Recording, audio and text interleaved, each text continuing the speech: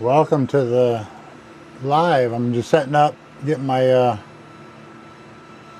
camera and software ready. We're going to do a tutorial on what you see in the background there. I don't know if you can hear me. If you can hear me, wave or give me a thumbs up or something. Not sure what you guys are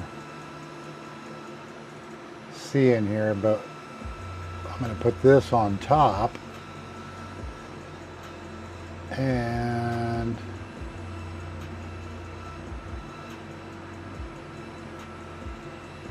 put it to bed. All right. Welcome to the live. Just setting up stuffs. Let's see what this looks like on. So Queen Shannon, thank you so much for coming in and making sure that you are seen at the door. Thank you so much. Folks, I'm going to tell you something else, because this is all about us getting to know TikTok.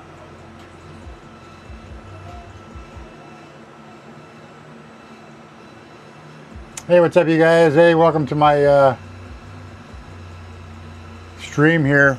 Got a photo carve going. It's kind of hard for you guys to see what's going on in that machine. Heck, I don't even know if you guys can hear me. I'm trying out these little microphones. You guys can hear. Say what's up, or give me a thumbs up or something.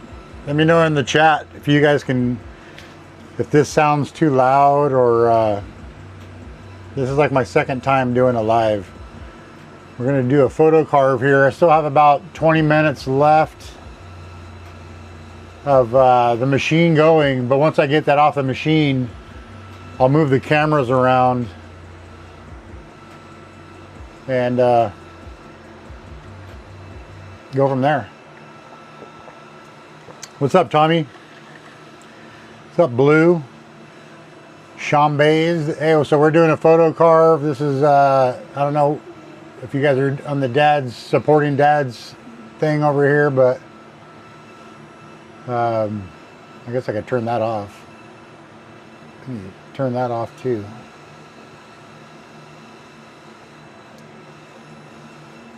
All right. So as you guys can see, I got a CNC machine in the background going. What's up, you guys? He's just a normal guy. What's up, Stan? Beanbag, what's up, you guys? So basically, I'm waiting for my machine to finish carving. It'd really be cool if someone if someone's listening, if they can tell me if my audio sounds okay. Amy, does my audio sound all right? Who's on? Can you guys hear me? Can you guys hear?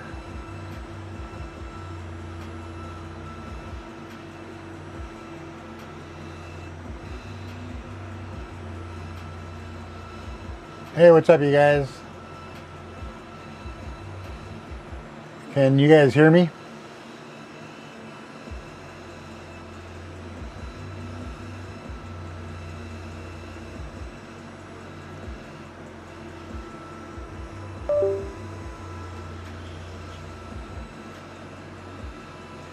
Hey, what's up?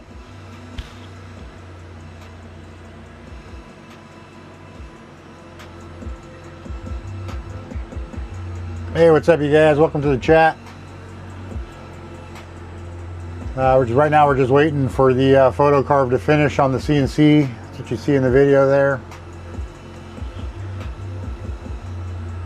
And then we'll take the phone out there and take the, I don't know if you guys can see it right there in the video. Let's see here, right? And that one, you got the CNC bit going back and forth.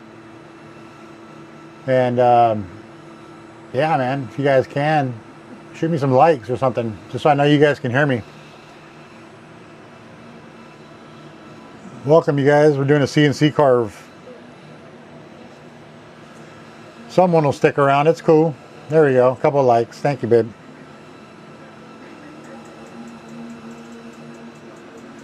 Testing out the different video cameras.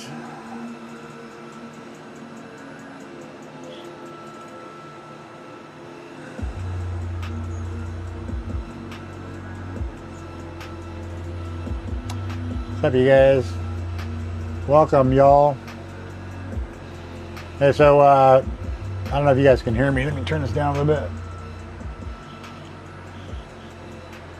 But we're doing a photo carve on a CNC machine back here.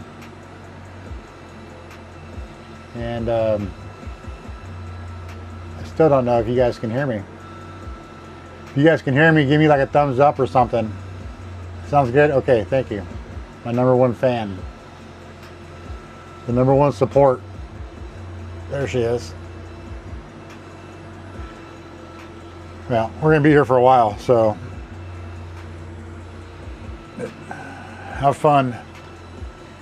If you don't see me on camera, it's because I'm moving around in the shop, but you'll see me on the other cameras here in a moment. And it will get a little bit louder as I get out there by the what's up, Doug? What's up, Caroline? You guys just kind of looking for different lives. What I got some time to kill. What do you guys want to talk about?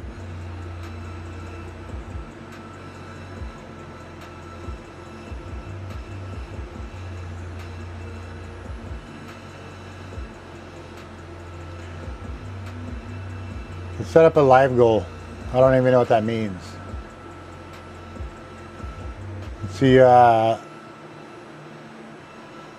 I'll donate a carve.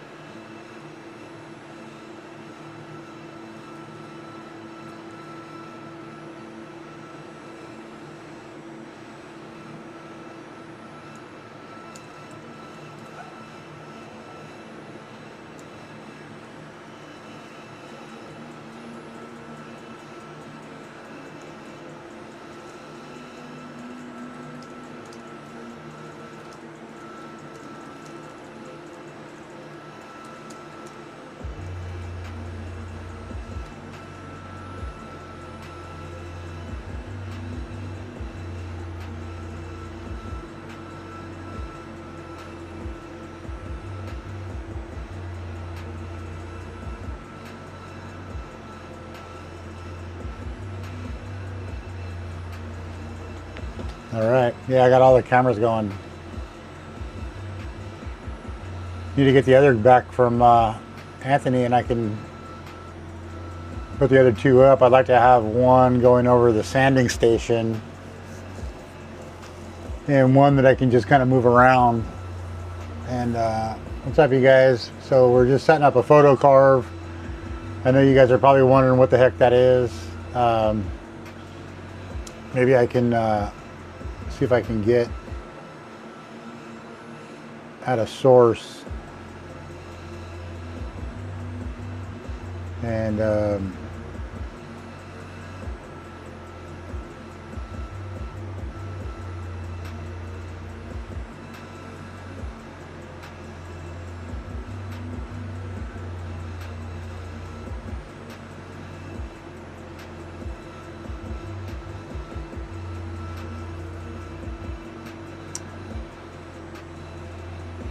what's up, Derek? Thanks for coming in, man.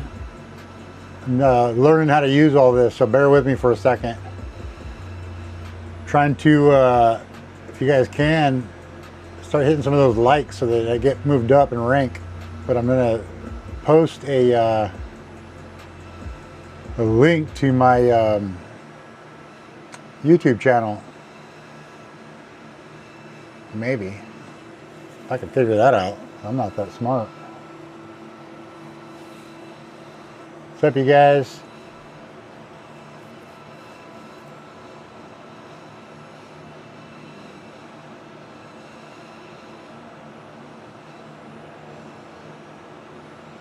Let me go to my channel. Okay, there we go. Copy. All right. Let's see if we can get a link going here.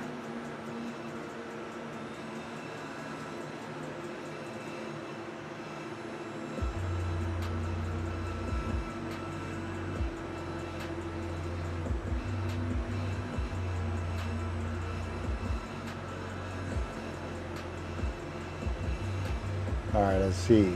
There we go.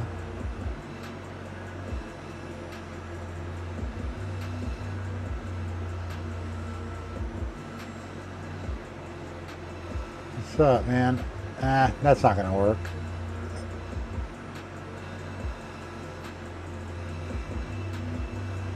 All right, let's get rid of that crap. Anyways, so here we are, back at this. And welcome. I don't know who's going to be watching, but I'm really just going for time. If I can get to, if someone comes in and wants to know about CNC, they'll leave a comment and we'll talk about it. But yeah, I encourage you guys to leave me some likes if you can before you bounce.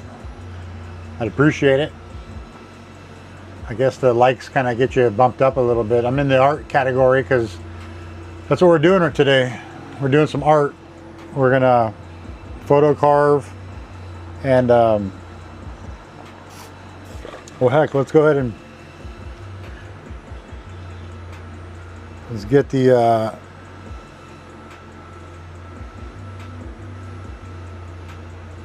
let's cast it.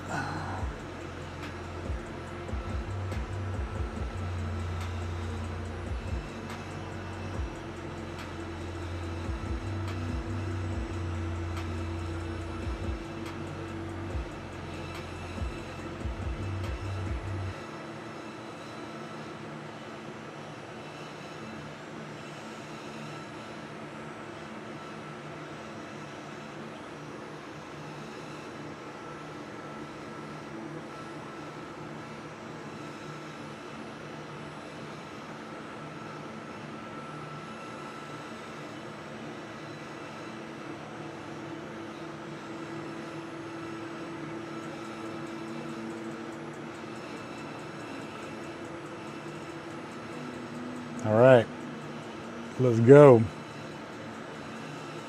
So we're going to take this off over here. This is the phone. Let's make it bigger.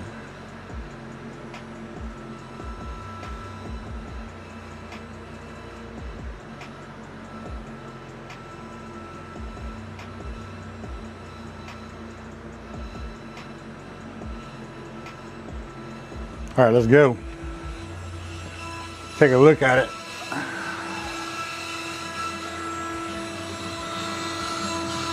You can't really see anything there, but let me get a brush.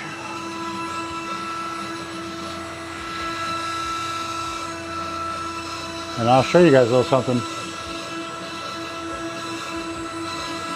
So watch. Underneath it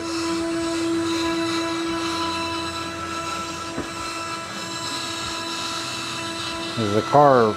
So we'll do that reveal here in a minute. So we just have that final corner.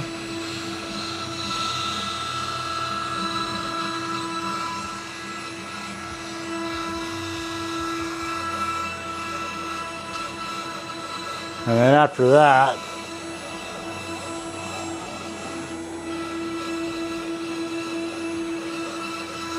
we'll set it up on the sanding table. So, in the meantime, there you go. You got 3 cameras going. I need to figure out how to, we're talking about a photo carve. N Butters, #1. You're my #1 fan, bro.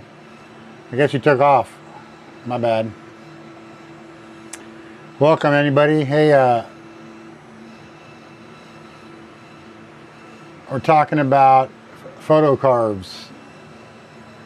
Should have been on the, well, let's turn that off. and get back to this. So hey, here I am. Welcome. We're doing photo carves, and in a couple minutes here, we're gonna have a reveal of what the photo is. So,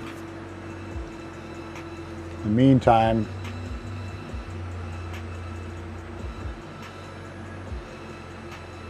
heck yeah.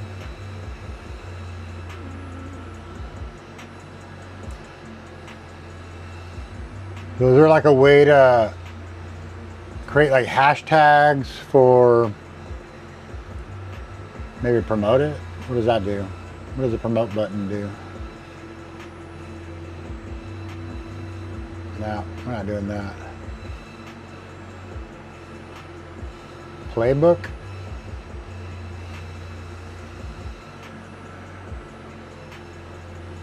Let's figure out what the playbook is. Skip the prep, start the fun. Ready-made scripts, forget the panic. What do I do next? Every playbook gives you step-by-step guide. Now we'll wait. Playbook for later.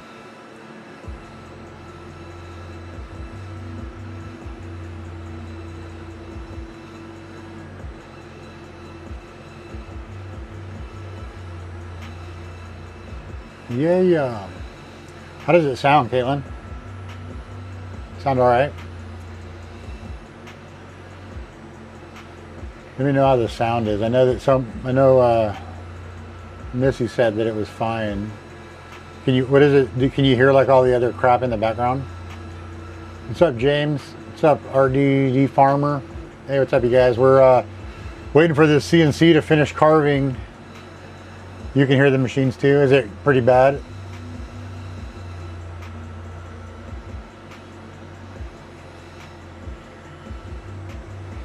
Not horrible. I wonder if I don't think the speaker's on them.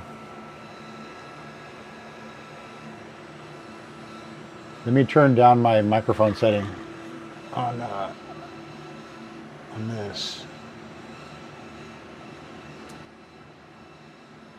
How about now? I should have turned it down quite a bit. Like 6 decibels or something.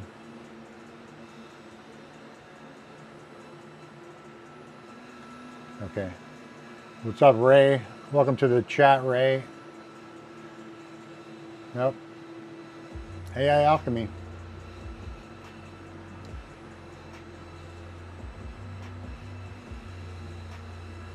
Should I put like music? Should it be music in the background?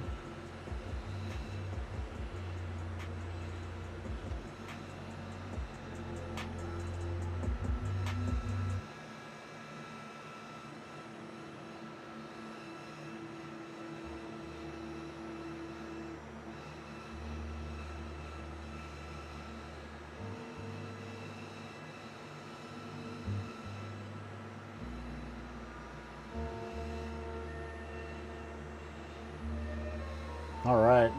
Well, we only got a few more minutes. You can see the CNC up there is almost done. Then we'll start recording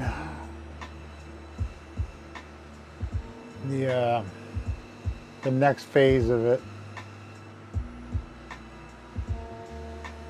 That thing froze, but we'll get it revamped again.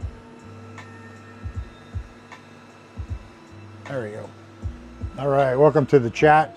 So we're just waiting for the carve to finish, and let me make these a little bigger, maybe.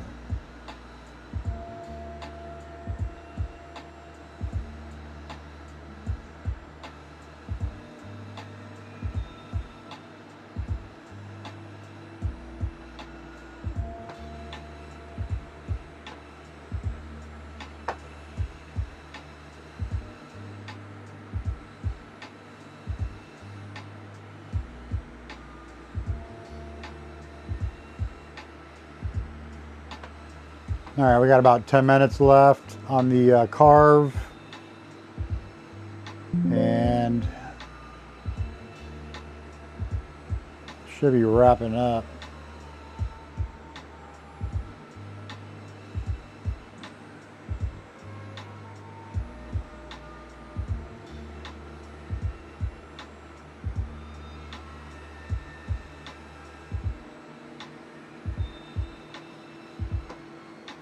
All right, let's see here. There we go. Just trying to get these out on my screen, and they're up on the upper screen now. What's up, everybody? Welcome to the chat. So if you guys see in the background on that side, you'll see that we got a Carve going on the CNC machine. Basically, it's just a computerized drill with really sharp little bits at the tip, and we're just waiting for it to end. And I'm not sure if there's any other photo carvers on TikTok. I might be the only one. So if there aren't any, I'm the best. We'll just go for that. No, actually, all glory to God.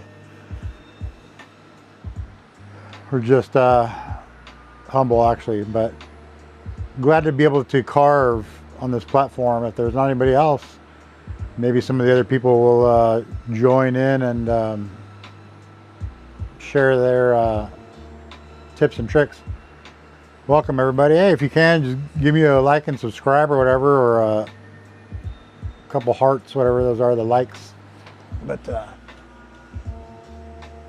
you know, we got about 8.5 minutes left according to the software here, and then we'll get over into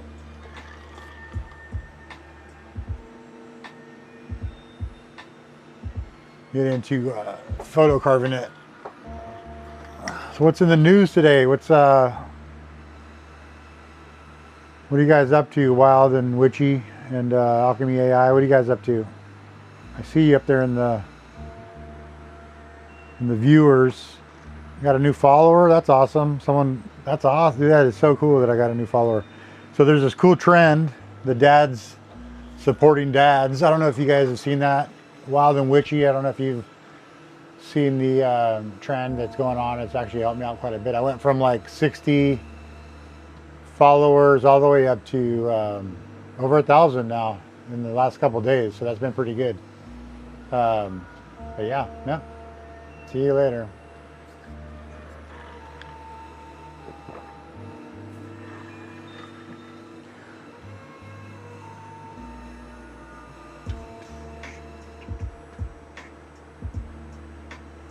Let's see here.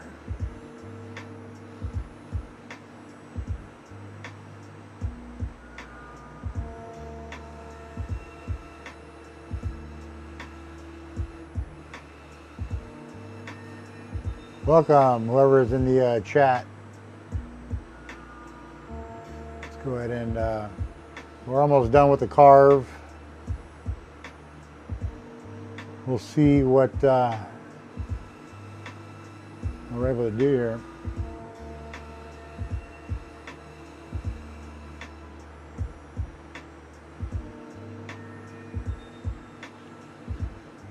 We're gonna end up switching over to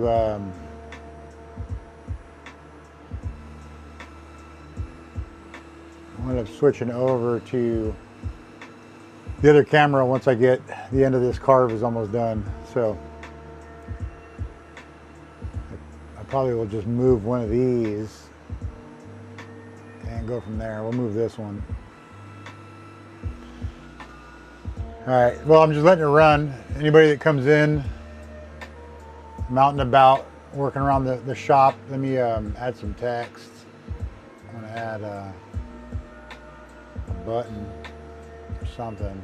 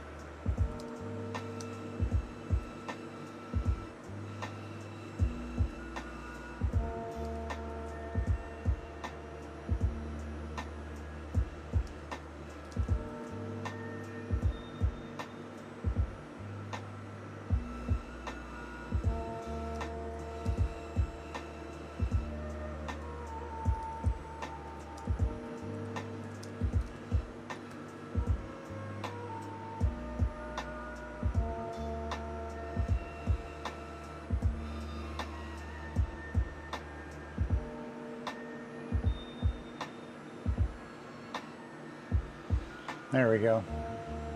All right.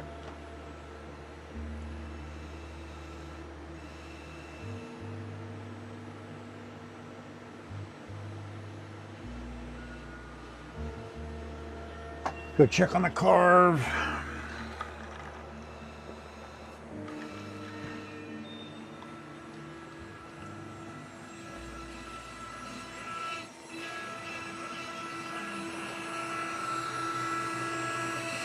Got about 3.5 minutes left. I'm gonna go ahead and back this up.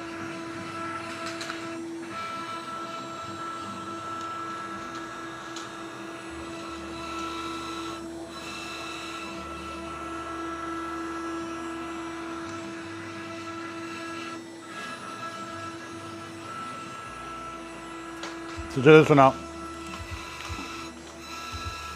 That's a photo Carve.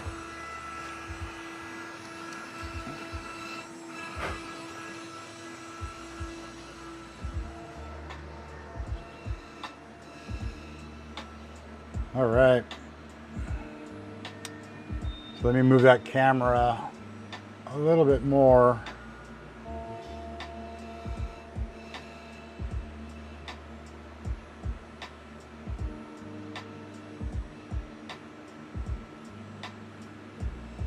All right, yeah, that's not bad. So I'll be taking that one off in a couple minutes. Setting up this one.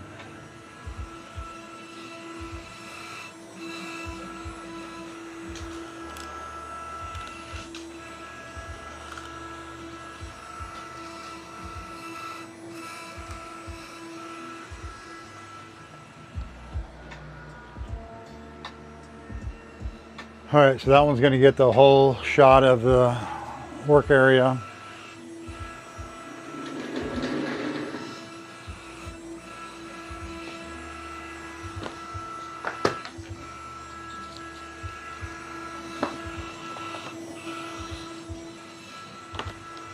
All right, so as we're setting up, I don't know if you guys can still hear me. I got the microphone on my lapel.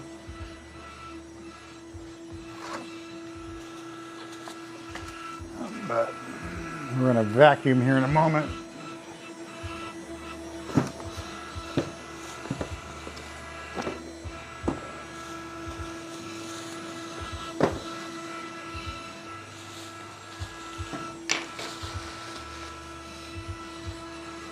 All right.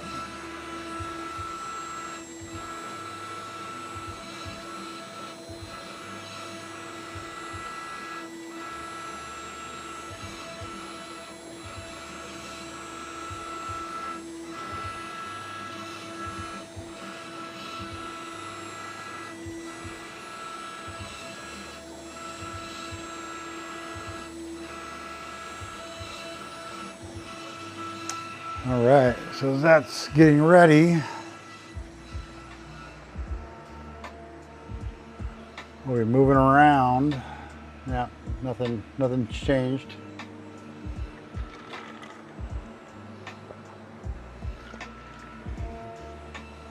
All right.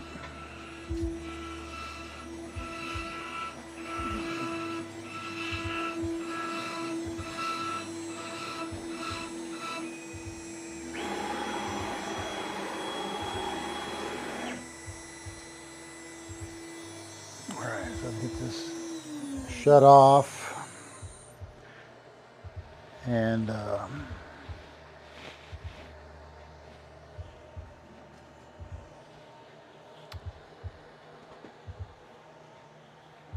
are the two? There they are.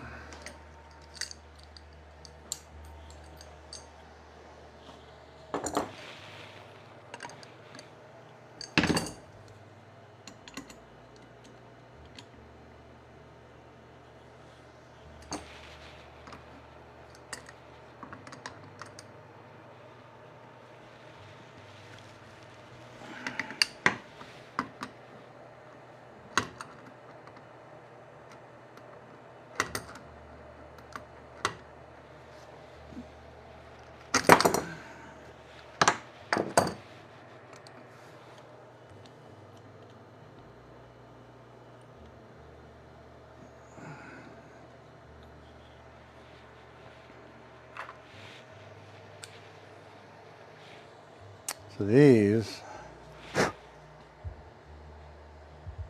that's the bit. Very pointy. Kind of hard to see probably.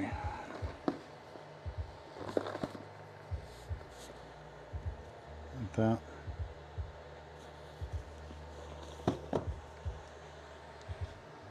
So what we're doing now is we're just gonna pull this out and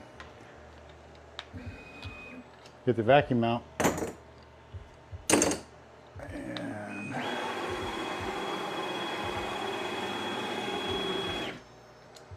get that swept up. Let's just use the little shop vac with the attachment.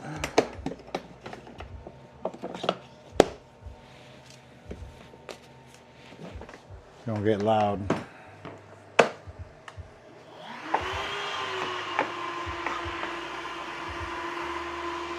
So I don't know if you guys can see it.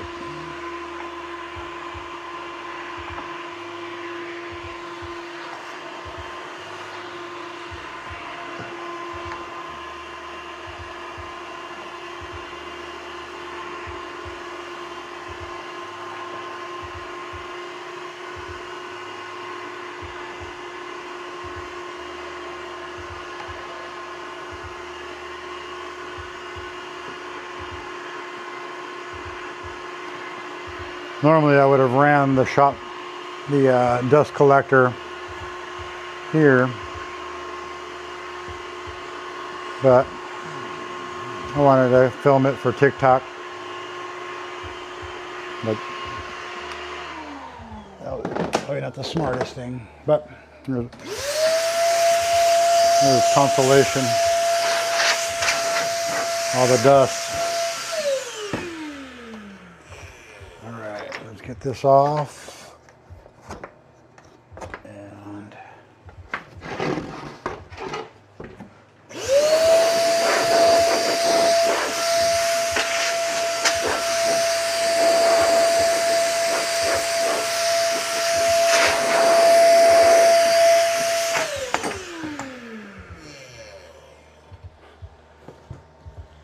there it is.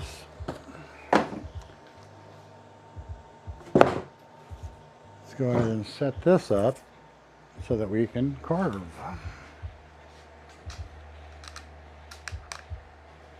You see it now? Maybe. Let's go look at the camera. I'll be right back. All right, bear with me. All right. So, I don't know if you guys can see. Let's just turn this one into the big screen. There you go. So that's basically going to be running the show for now. And I'll move that up, and I'll move this out of the way. Let me turn that one off.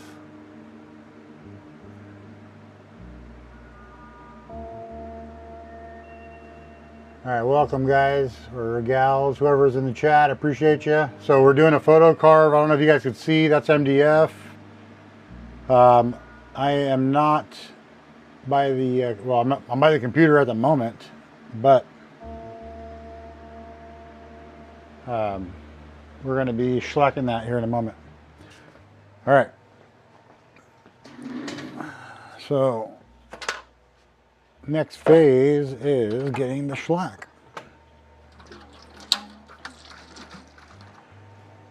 And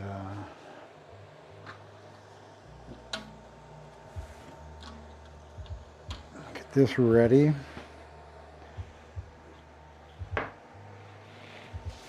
So the way the photo carves, kind of a cool little deal. Let's get some more of this dust out. So it's basically a, we take a photo and we run it through software, obviously. Run it through the machine. And then the machine carves it out. And so here we are. This is the photo that we're going to be sealing here in a moment.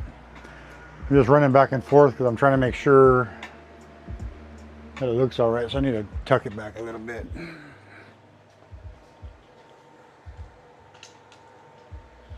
How about that?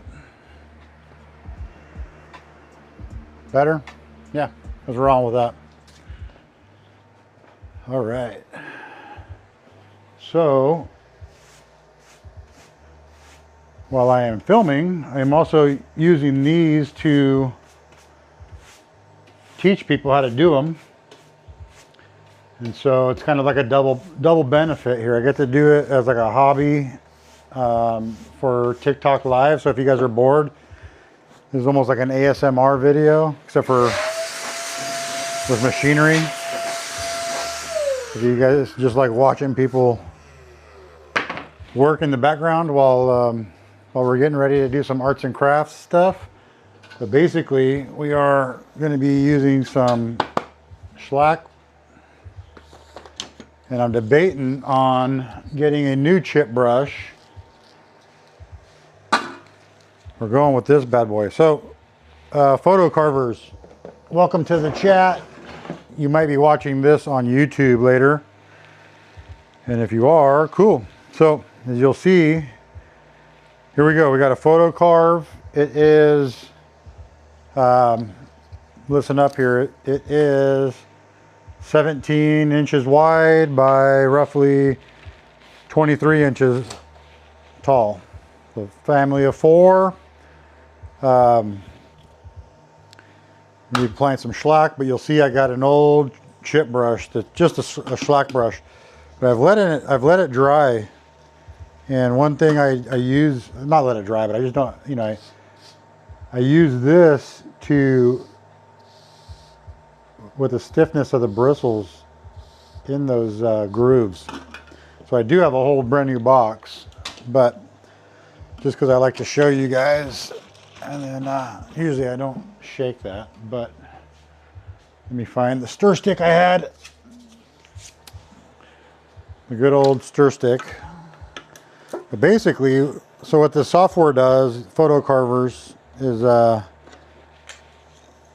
creates little grooves in the MDF, or if you're carving into another wood. I don't use anything but MDF. Rarely will I carve on poplar. But I've got my settings down pretty good, so I tend not to mess with those. Let me shut off the additional noise makers back here, and that one will stay on. Okay, so if you're just joining in, you'll get to watch us apply some shellac liberally to this carve, and you'll hear it kind of scratch a little bit, and that's okay. I want it to get in those grooves and really push it in there. And the stiff bristles help keep the ridges up and down. So these are like little grooves. I don't know what you guys are seeing on the screen there. I've done so many of these that it just kind of... Normally, I spray these. That's what this is for. So I bought one of these just so I can do an open box, and they're cheap, 15 bucks. $15, and it's hard to... I'd already be done, but then I wouldn't be able to talk to you guys. But also, the majority of people that do photo carves aren't spraying. Now, I will be spraying the finish coat because the quality, you're not going to be able to match it. You guys are watching someone that has done this quite a bit. And yes, I'm taking my time. If I wanted to go fast, I would have just done it outside in the spray booth.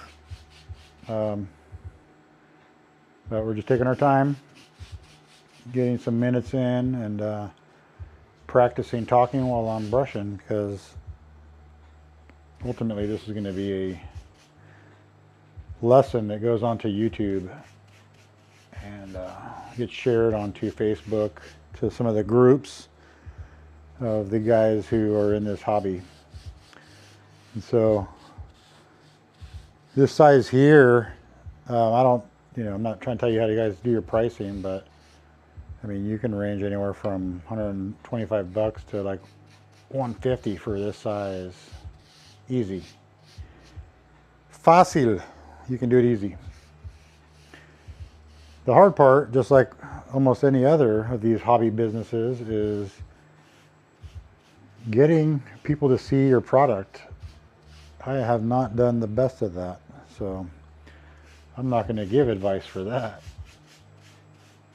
But yeah, kind of cool not watching. This is more like a YouTube video where you're not watching who's on, or if even anybody is watching. I could care less. I'm not sure if it ruins your stats or whatnot, but I'm cool.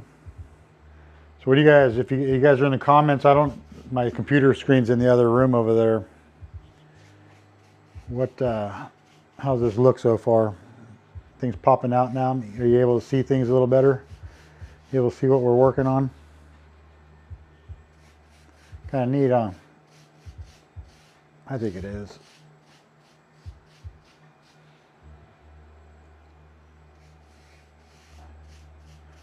I'm going to show you guys something too. The avatar for my TikTok page is Rambo. All right, and we're going to have a little bit of time here between coats. Let me get some of that off. So, get good layers on. You'll see some thin spots for you guys doing this at home. So go back through. It's okay to go another thin layer. That's what's also good about the chip brushes. Even over the sprayer, actually, because the sprayer, it'll fill it'll fill the lines, and you guys can't see it, but down in here, these are little lines, and I don't know if I can zoom in, but I should just leave it. But it's like a little record player, and they're lines, and the paint eventually will go inside. So the first layer is shellac. This is a sacrificial coating. So if you're watching and you're a photo carver, the reason I do this, and if you watch my last video, you'll see it worked out perfectly, because I hit a couple areas that I was afraid that I went a little too deep on. But lo and behold, you can still see the amber of the shellac that I had put down. There's something in the line here. Yeah, there it is. A little bristle from the green brush. But yeah, this is the time to go back through and kind of brush out any of those thick kind of gummy spots. But these bristles here, like what I was saying, over the sprayer, if you spray too much, you'll fill those up pretty good, and then the paint you don't get as much of the black end. But these bristles, if you let them kind of stiffen up, I'm not afraid of breaking any of the ridges with this. This isn't what's going to break it. The sander is what breaks it, or bumping it against something is going to break the ridges. But following you feel it. If you try to deviate from the ridges, you get resistance. So you just kind of follow it regardless. The key too is making sure you get thin coats on the dark areas, which is like the hairlines. You want to apply those on real thin in those areas, because the ridges in the dark areas are really small, because they're not really supposed to be there. That's supposed to be black. but you don't want just a big black blob in the hairlines. And I'll show the picture here in a moment. We're gonna let this dry for a minute, and we're gonna go back to the computer, and you'll get to see kind of what this is gonna look like. So look, I'll just take this, leave it there, and let that dry, and reuse that same brush a few times. Quite a bit, actually. Look at that, a hammer.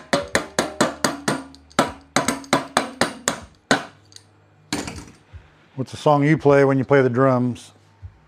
We're gonna put this up, and as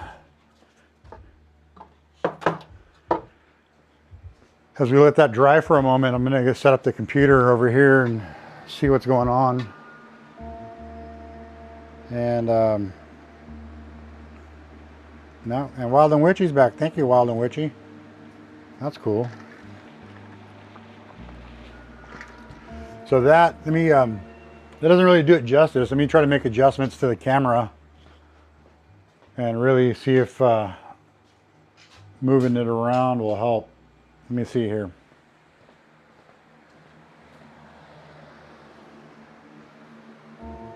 And that didn't help at all. So, you're a dork, Caitlin.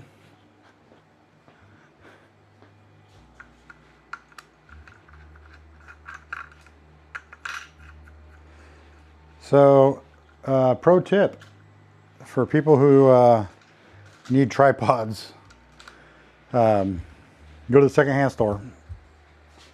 Old people had a ton of tripods, and no longer need them. A lot of things in the secondhand store that's no longer needed. So, bear with me. I'm going to change the angle of the camera, and put that there.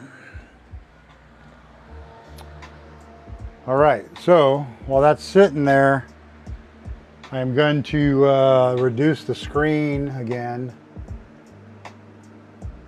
and bring back the other one.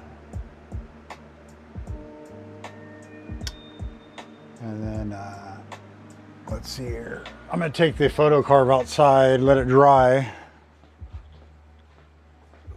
Then I'll talk about so we'll take this bad boy out and let it dry in the heat. It's like a 95 degrees here, so let me know how the microphones sound. I'm walking away from the computer. Let me know how everything sounds. Actually, it's nice and cool outside. We'll let this sit. It's very nice outside, actually.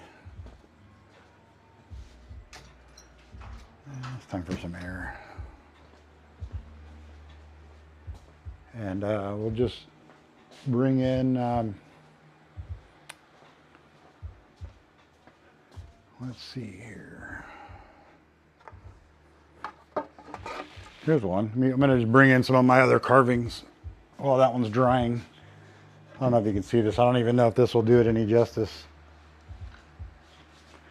Let's see here. Let's see if you guys can tell what that is.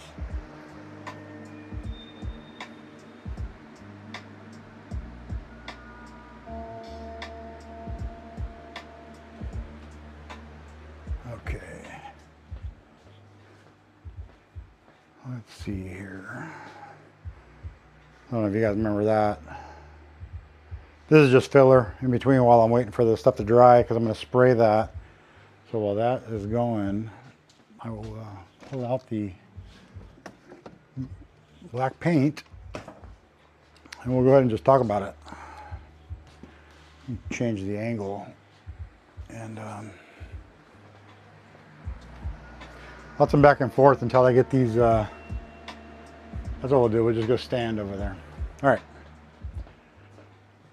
So we're going to stand by this one. All right, so we're going to be doing some painting here in a moment, and here's my setup. It's going to be the Spectrum HVLP gun. You don't need this one. You can use the cheap purple, and that's what we're going to do. We're actually going to do a full setup real quick. and show you what all the stuff that we have that we use. And get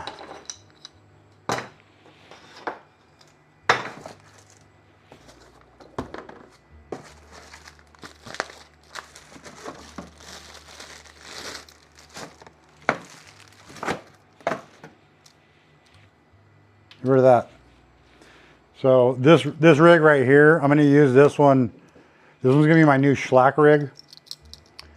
So I'm going to get it ready for, I'm not going to clean it out. I could care less. So these are pretty good right out. I did purchase the additional, let me get the other pieces here. Bear with me.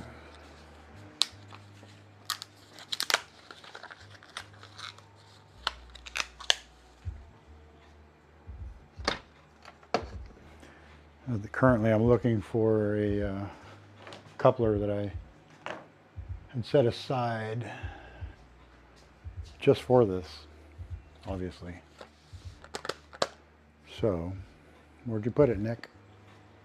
Yeah, no worries.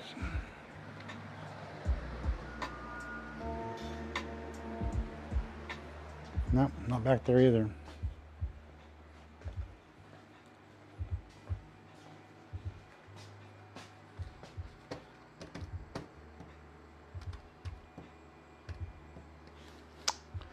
Yeah, just looking for a coupler, wasting my time.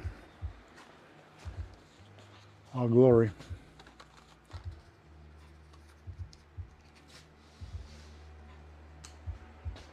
It's a good coupler too. It's the kind of coupler you want to tell your friends about, because it is a good coupler. All right. Enough wasting time. I feel like it's in right in front of my face.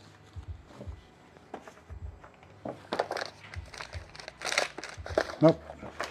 All right, we'll pass.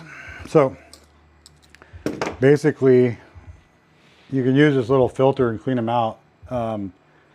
This is more for like priming and all that, or whatever, right? You can use the cup that came with it if you want, and they work well too. Just fill it up, right? You got to clean it after every use. And with this, I do recommend using the filter. So when you're using the cup gun, this one here in particular, use this little bad boy that it came with. So yeah, you're just going to put it back in.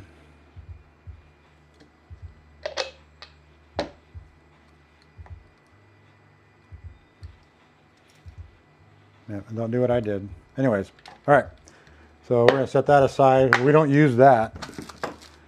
And so we don't use that either because we're too cool.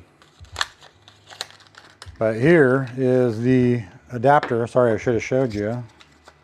In its package, it looks like that. And here it is. And so this bad boy goes attached to that. Get yourself some Teflon tape and set that up. So it goes in here, and basically this is the adapter that goes to this. And so we will open this up with our teeth because we don't have nails.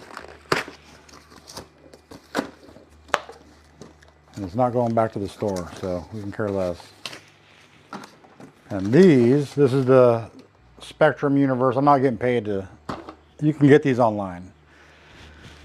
But most people have a Harbor Freight near them and they can pick these up. I think the starter kit, which is this, it comes with 5 of the cups, or 5 of the refills, 5 of the lids, 5 of the caps, and 1 of the starter cups and the black ring. And so you'll see, they're pretty cool. So here's one of the lids, and you can't really tell in here, but there's a fine finish mesh filter in it.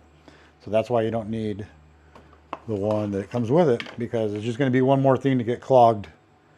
Yeah. And so let me show you the rest of it here. And actually what I'll do is I'll fill one and show you what we're going to do.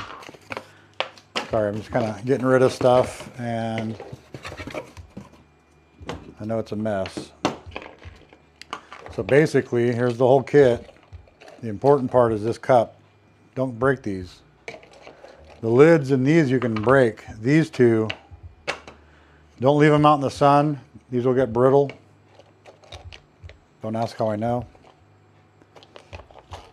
And one of the things too that's kind of tricky is making sure that you don't get lazy and pull them all apart when you go to put them in. Now you can store them, put back together, but when you go to pull them apart, make sure that you only have one. Sometimes you'll trick yourself and you'll have two in there, and you won't get a good seal when this happens. So your liquid will go in. Sometimes these will be installed already on the top, and these are the caps. You can see they're pretty tight. Save them. You'll need them. Recycle them. They get lost because you'll end up taking them off and you'll set it down, and then it's gone. But you'll need it afterwards for storage. That's the whole purpose of buying these, is so you can store it. You don't have to waste any paint. So fill up your liquid. You can go right up to the top, and then make sure that sometimes when they're on, when you go to put this back on, it won't close all the way because it'll be sealed.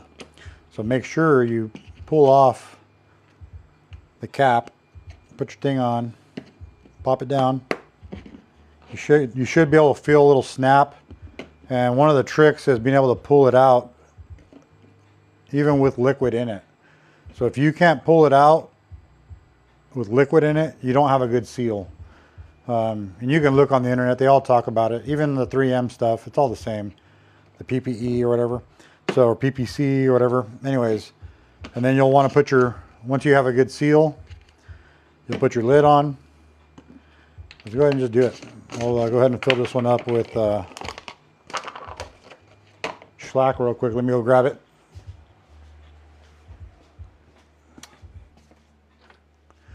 See, in this channel, we're not going to just talk about it. We're going to be about it. All glory to God. So, yeah, we're going to pour some shellac into that container. And I probably shouldn't do it on that because I'm going to spill a little bit. I just know I will. So, I'm going to pour it while it's on top of something, and hopefully that'll be enough surface area to catch it all. I should just buy one of those little things that goes on the top, but here we go. Very thin, so you have to make sure. Look at that.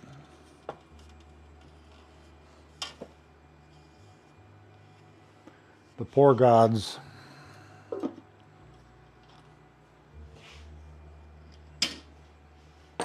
Hammer.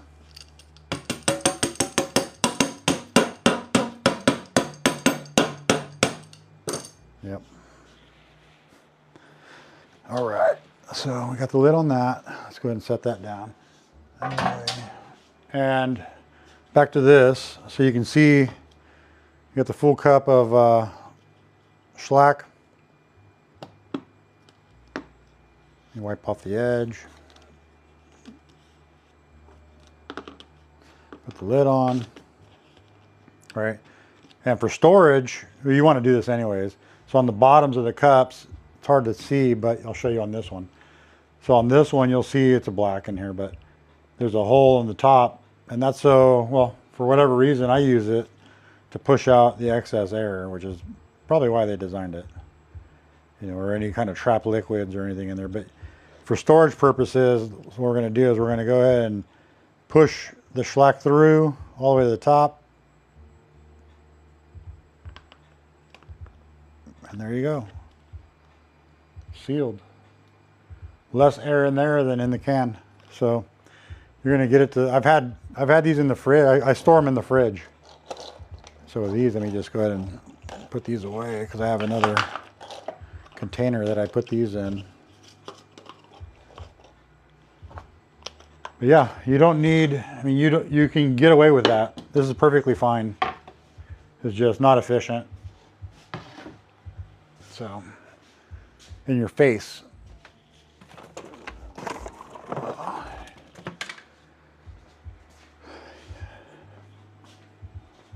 All right, let's clean up some of this mess. These used to come with tools when you buy the other ones. The other purple gun, the one that comes with the regulator on the bottom. So this is the $16 one. This is the cheapo, the $16 purple. Works great. They're easy to clean. They're hard to break open, but once you get them open, if you have a vise, it works really well.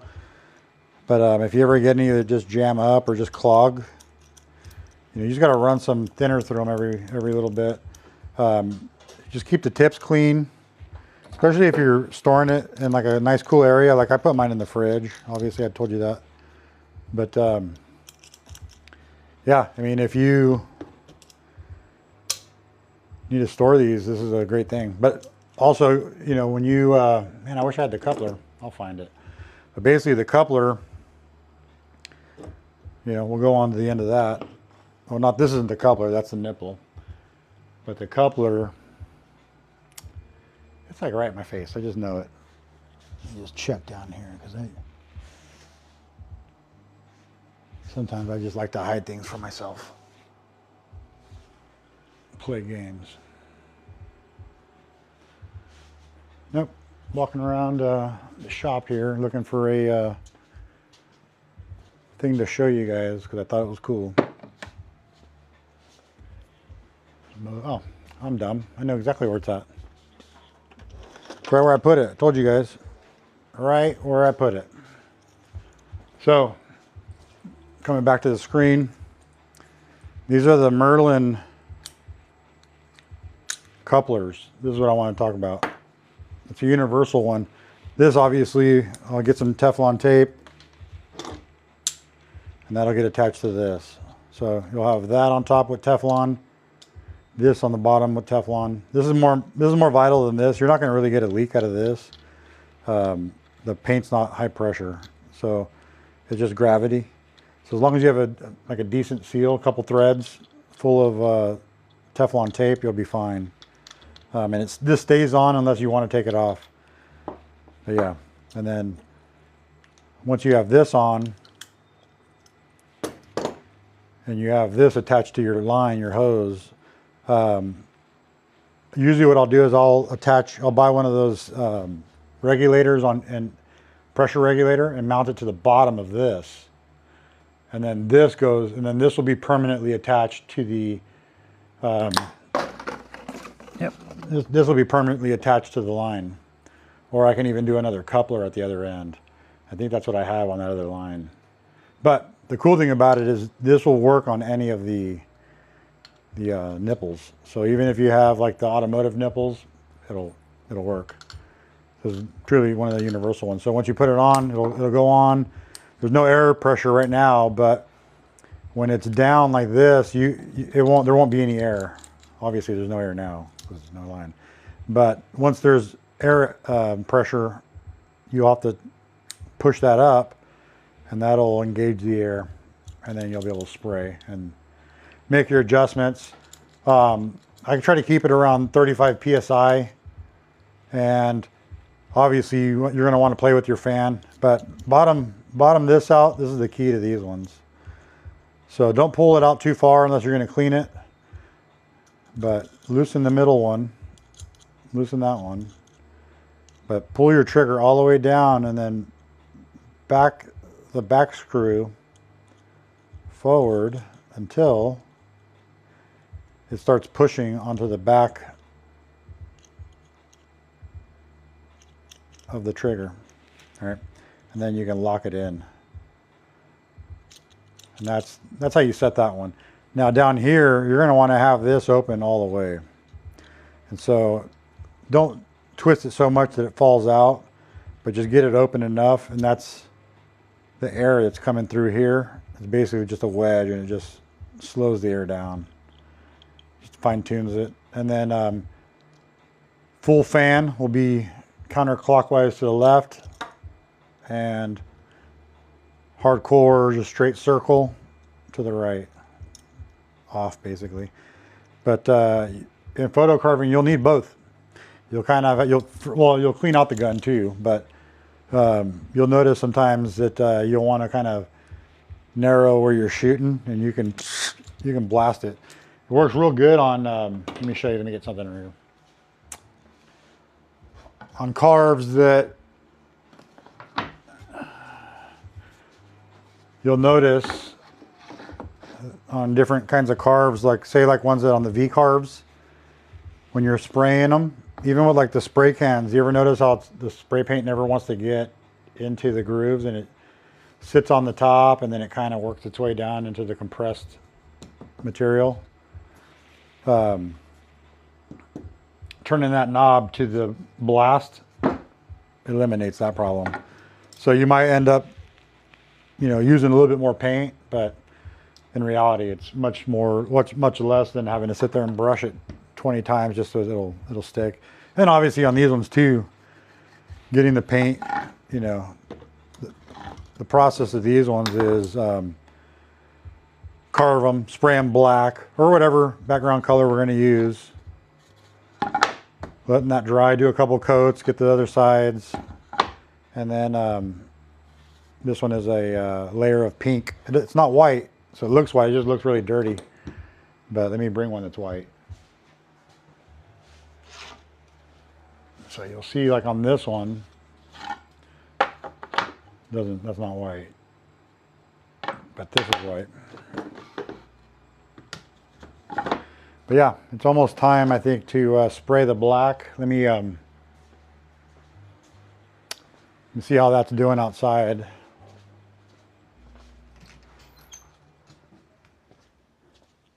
I forgot that I took my sawhorses to a job site today, so I came back here thinking they were right where I left them, and we're going to be spraying on top of a different container today. This one's not going to be on film. I'm just spraying it black, nothing special. But let me grab a spray gun though.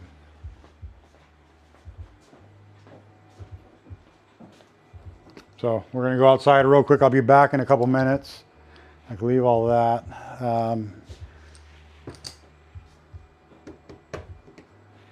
Hold your horses, folks. Give me just a couple minutes. We'll put a coat of black on, and I'll be right back in. I could talk to you guys while I'm doing it. I probably ought to turn on the air compressor, but we'll see. Yeah, that ain't gonna fly. So we're gonna turn the air compressor on and close the door because it's gonna get loud for a few minutes.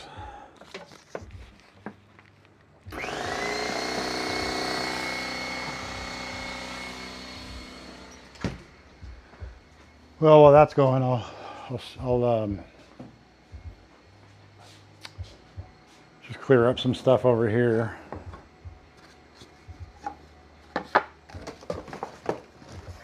That's all going trash.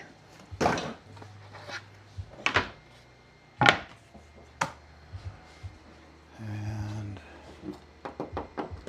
that away. I'll save this. You just never know, but I might use it for like a one and done kind of deal. They also give you a little brush for some reason. It looks like it's the one that's going to fit in here, which is pretty good. So I mean, you could take this out too.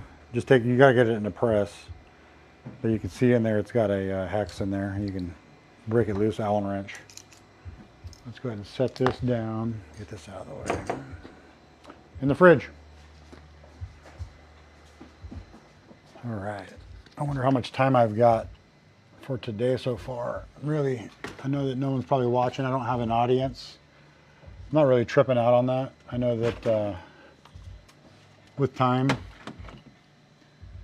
And they know what the photo carves are. I'm sure it'll be, you know, just like anything else, a niche, a niche.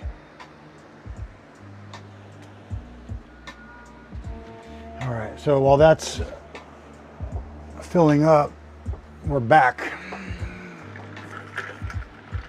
We are back, and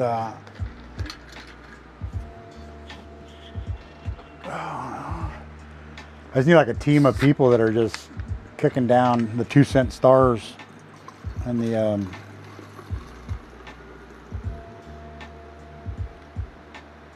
yep, filling up my Diet Pepsi. It was hot, but I guess people are going to wait to come onto the live. They're going to show up only because the big reveal is coming up when the carve is finally dry in about, well, we got to paint it, but in about 20 minutes we'll get that carve going. And what's up, Personalized Galore 2.0 Terry? I don't know who that was.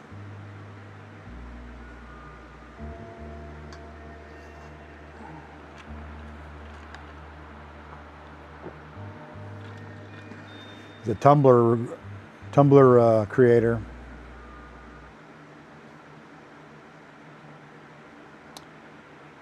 Preach.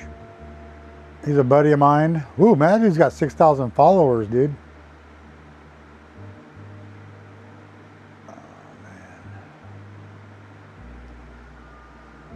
All right, so kind of looking at the different stats and all that, metrics.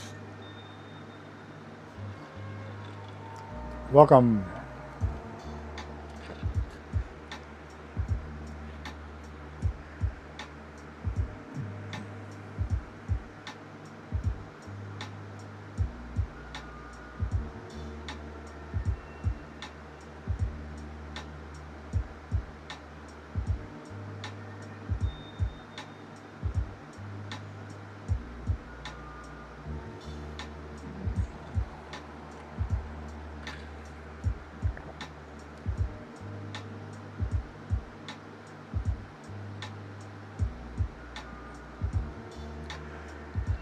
We're gonna design I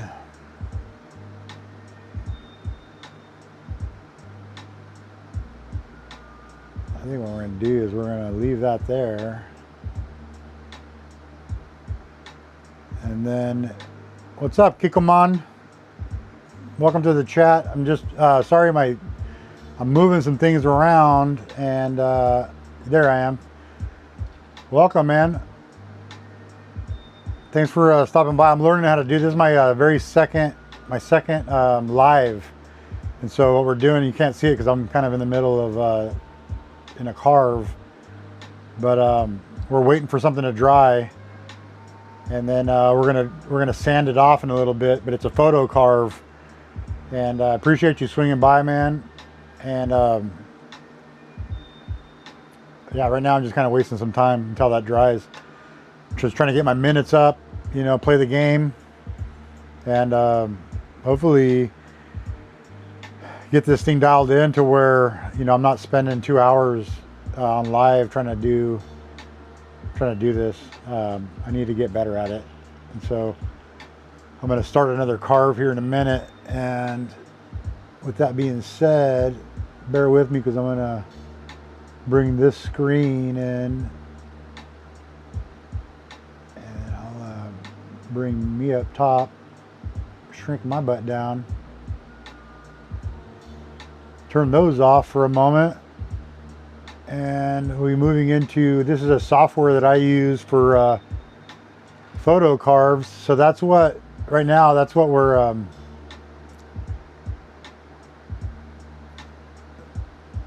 this is a software that we use to design in the CNC world. And the carve that we are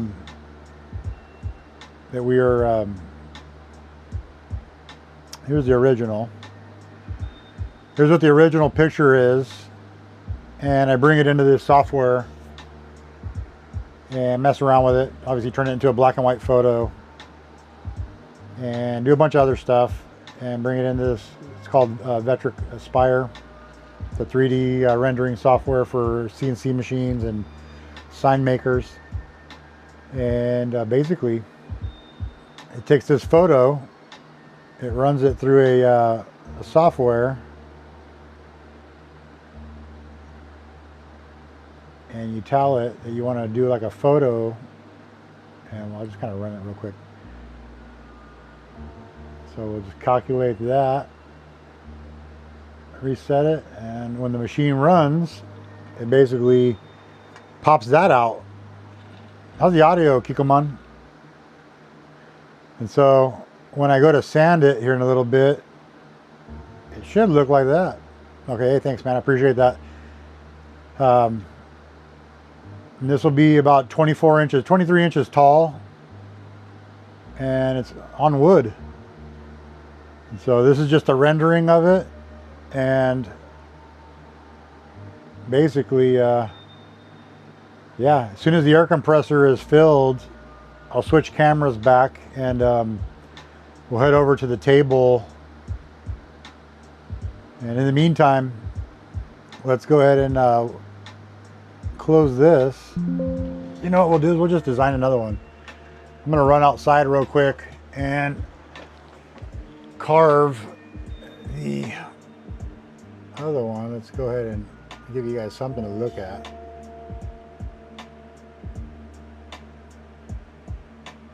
What happened to that one?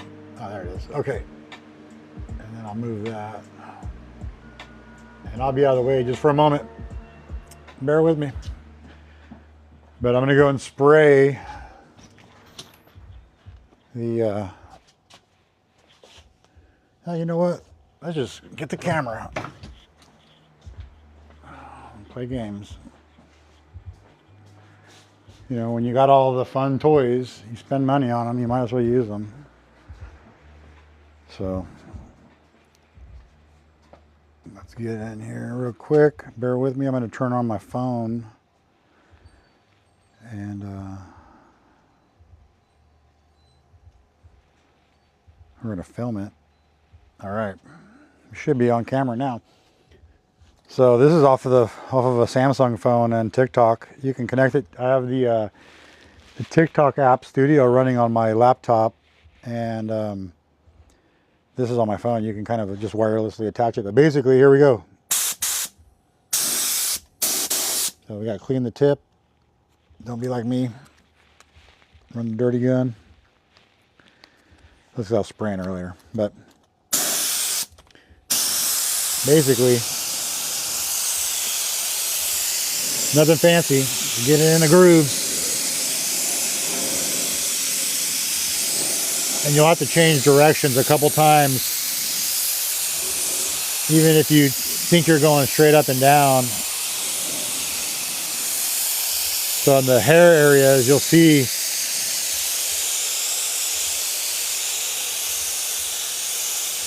I apologize if it's loud. Hopefully the air compressor won't kick on while I'm spraying. But now, yeah, we're just going for coverage now. And in the darker areas, I'm pulling the gun back further to get a thinner and a drier spray. And I'll do a couple coats. Like in, see this is a dark area. You know, that's a dark area. The hair is always a dark area. Well, for the most part. Even the blondes. So I should have brought like a tripod out here. Normally it's on a table, but we're making do for TikTok. And camera probably all over the place. But the good thing is there's like 5 things on the screen, and we'll let that ride.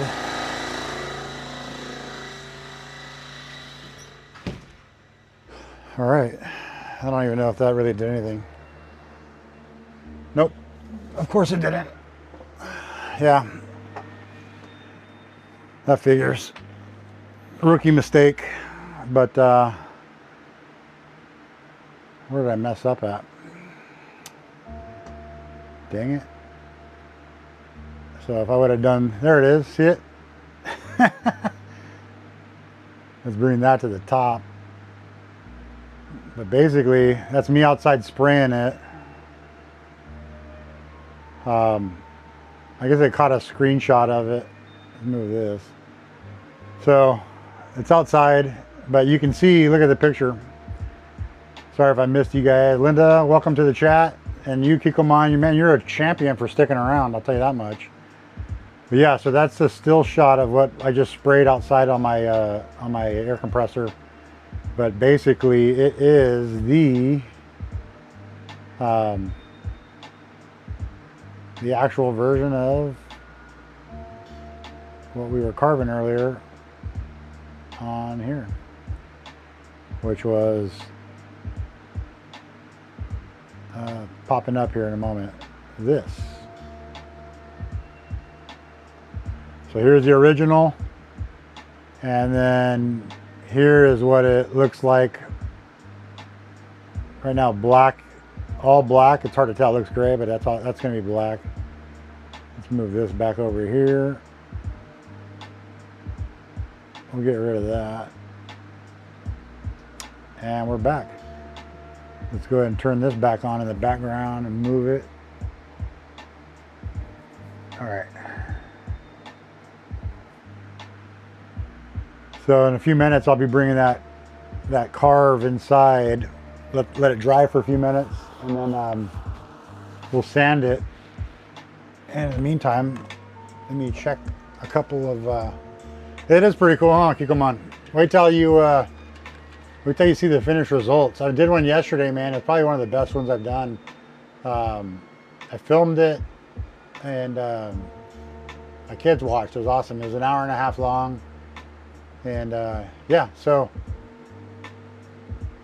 let me move this, because that is what it's going to end up looking like, right?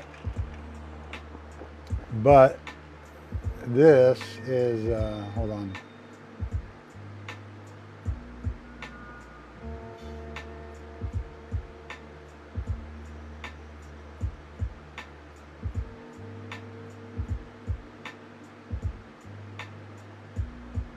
And this is the rendering.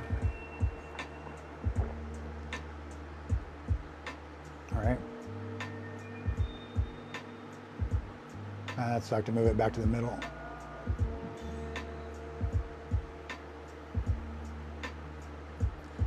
And so then when I'm done, it'll look like that on wood. And I'll show you. Let me go get one and put it on the table.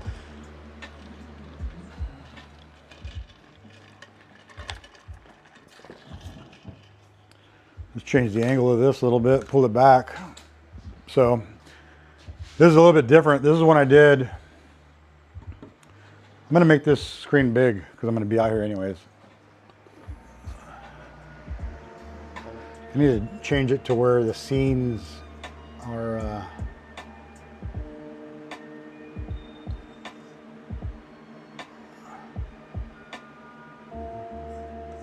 make that small.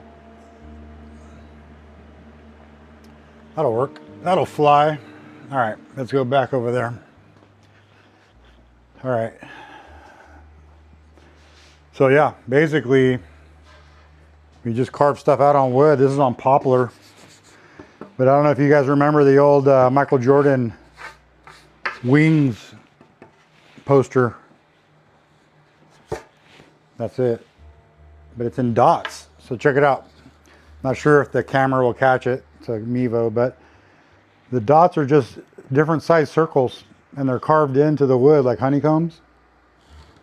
See, it's got a nice little finish on it. But each of these little dots, different sizes, and obviously that there's no dots here, that's white. But at certain angles, in person, you can totally see it. But you can even see like facial features at different angles. It's really cool. So like right here, I see his nostrils, I see his eyes, I see his mouth. It also helps that, you know, I remember seeing this as a kid all the time. I always wanted it. Cool kids had it. It was a poster that was really long, so it was different. Only the rich kids had that poster. But yeah. Anyways, that's one of them. That's not, that's actually not, that is a photo carve, but not in the same sense as what we're doing here. And let me grab another one real quick. A better example of another one I've done. And this one's a little bit on the bigger side. I showed this one off yesterday too. So this one is Iron Mike. I don't know how that looks on there, but so these are all, this is a wavy one. You're not gonna see a whole lot of wavy ones in the photo carve world. So this is one of my first big pieces I've done. This is for my own personal collection. And yeah, but these are all grooves. I don't know if you can, I got the microphone right here on my lapel, but they're grooves, like a record player. So the white parts, the grooves are real small, and then the dark parts, you can see the grooves get wide. But yeah, look at the detail it catches just in the grooves.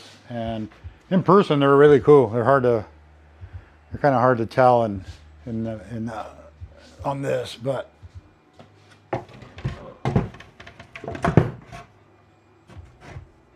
put it there for the time being. You grab another one and just show them off. So I'll just cut these down afterwards. So it's, I'm sorry I don't get to see the chat keep them on, but because I'm away from the computer, I just went back here. It's a CNC, it's called a Onefinity. You know, that table that it's sitting on, that you can't see it back there. I'll go back there and point to it. But yeah. So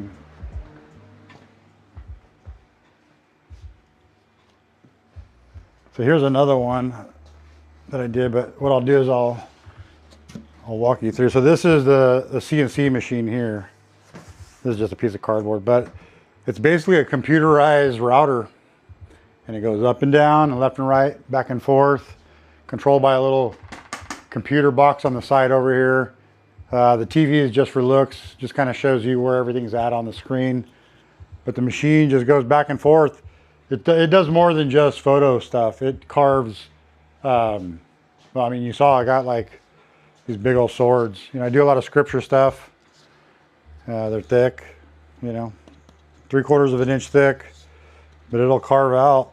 I don't know if you can see it, but it's a 1/4 inch deep. I mean, I can go deeper, but I carve them out and then I paint the surface, and then you got your scripture, you know, and then I'll drill little holes in the back so they can hang it. But yeah, I mean, that's one example of what I do. But yeah, so it does a lot of different, you can make parts and stuff, prototypes. That machine, you can, all kinds of different bits. I mean, here's like a little helmet I designed and carved out with scripture in it. Ephesians 6:17, the helmet of salvation and the sword of the Spirit. And then this one is another wavy one. This was one of my originals too. Well, not my original photo, but it's Gangstar. I'm not sure if you know who those guys are, but rap group. Guru's passed away. DJ Premier is still around.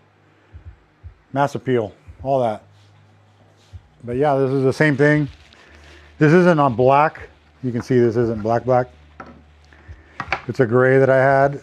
But I think it did a good job of kind of highlighting. Just look at the details in the background and on his coat. You know, it's just crazy how you can see the chain. You know, the letters. They look like they're popping out. It's like 3D almost. That's another one. And then, let me grab another one real quick.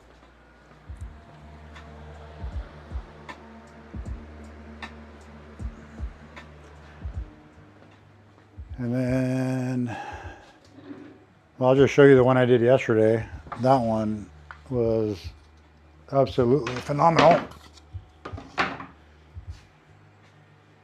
Sometimes I get to surprise myself. And I don't know if holding it up this high is going to do it any justice, but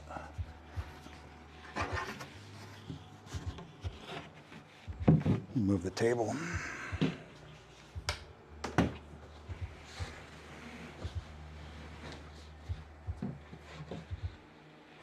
So this is a memorial piece. I do a lot of those.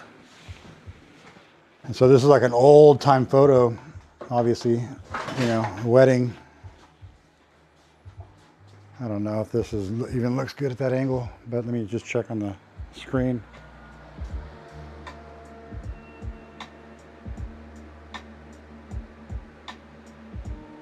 Yeah, that looks pretty good.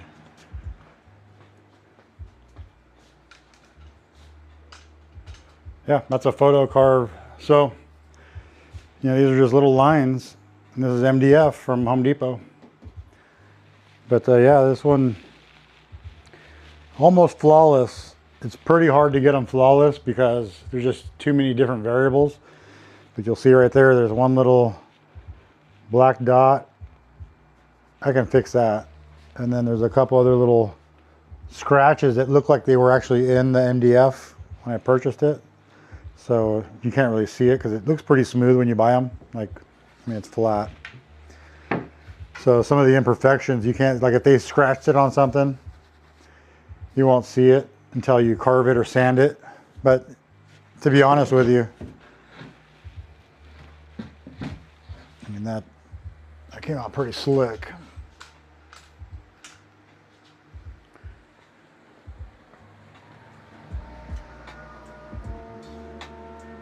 Now I got to move the camera back or down.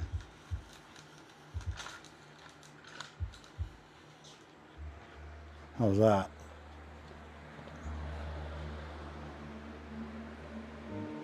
Meh. Angle of that one's not that great. It sucks because the photo is awesome, but the angle isn't. The lighting. Yeah, so that's a carving. Can you believe it?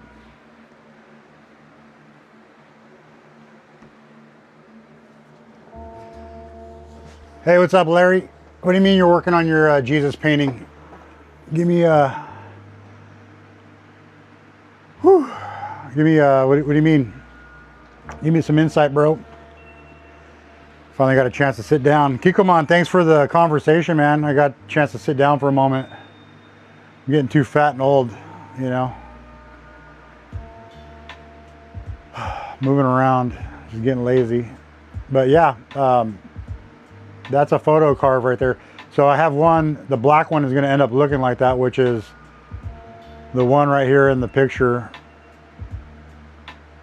will end up looking like that, will end up looking like the other one, but in the same style.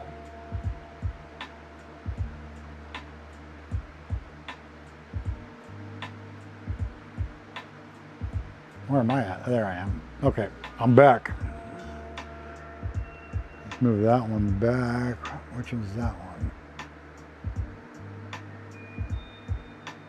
The main camera. Okay. Later, man. Take it easy, Kikoman. And I appreciate you, man. I'm new to all this, and I'm glad you're someone there I could talk to, bro. Makes it a little bit easier to go through this. Appreciate you, bro.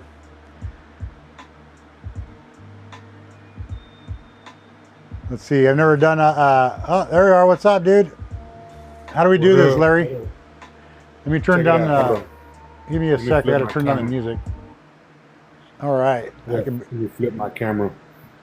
All right. Let me turn down the fan in here. I'm new to. Hey, you gotta bear with me because I'm brand new to TikTok Live, and you're actually my very first. Oh, dang, dude.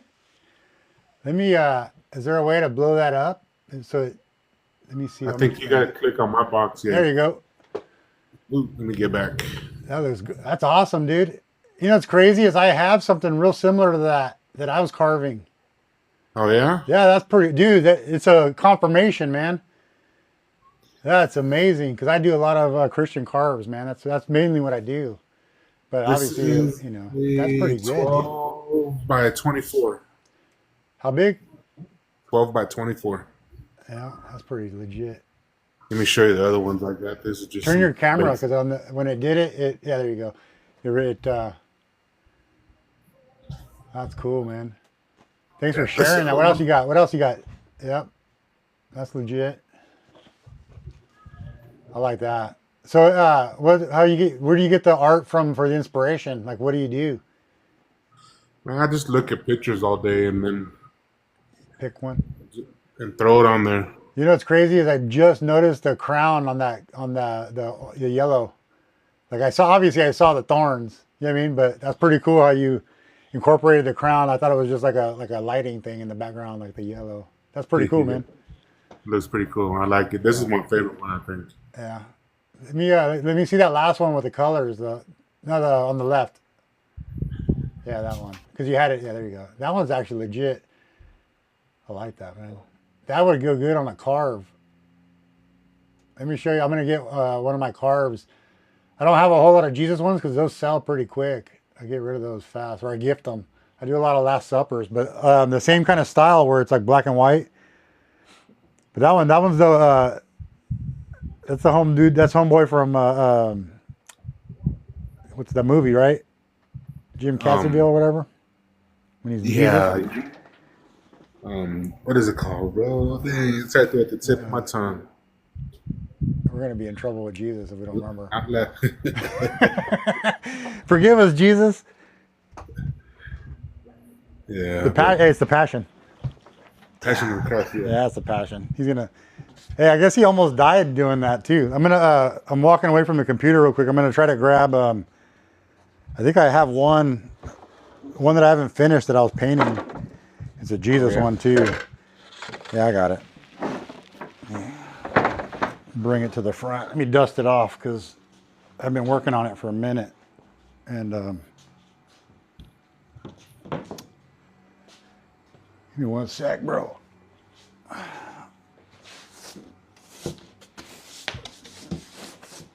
Same kind of idea where it's, not as clean looking as yours, but there we go. Not sure if you could see that.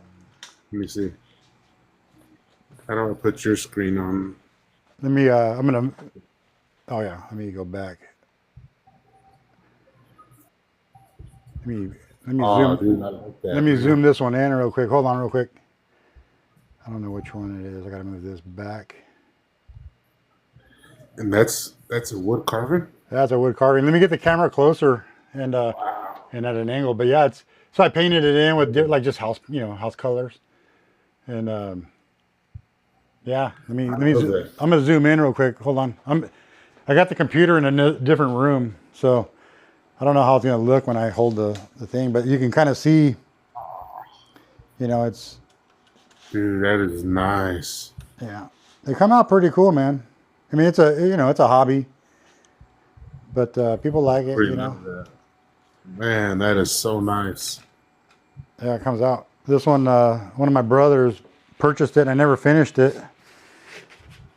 I didn't like the color, I was like, I didn't want to paint white Jesus. Well, I'm not gonna lie. That's very, very nice. I love that. I appreciate it. No, I'm gonna change it up. That's why it still says it's a work in progress. Yeah, so that's one of them. Seen the carve? What's that? How did you carve it out? What did you use? I got a machine. It's a big machine. Okay. It's right behind. So like to the top right of that video right there, that's the machine. It's a CNC machine.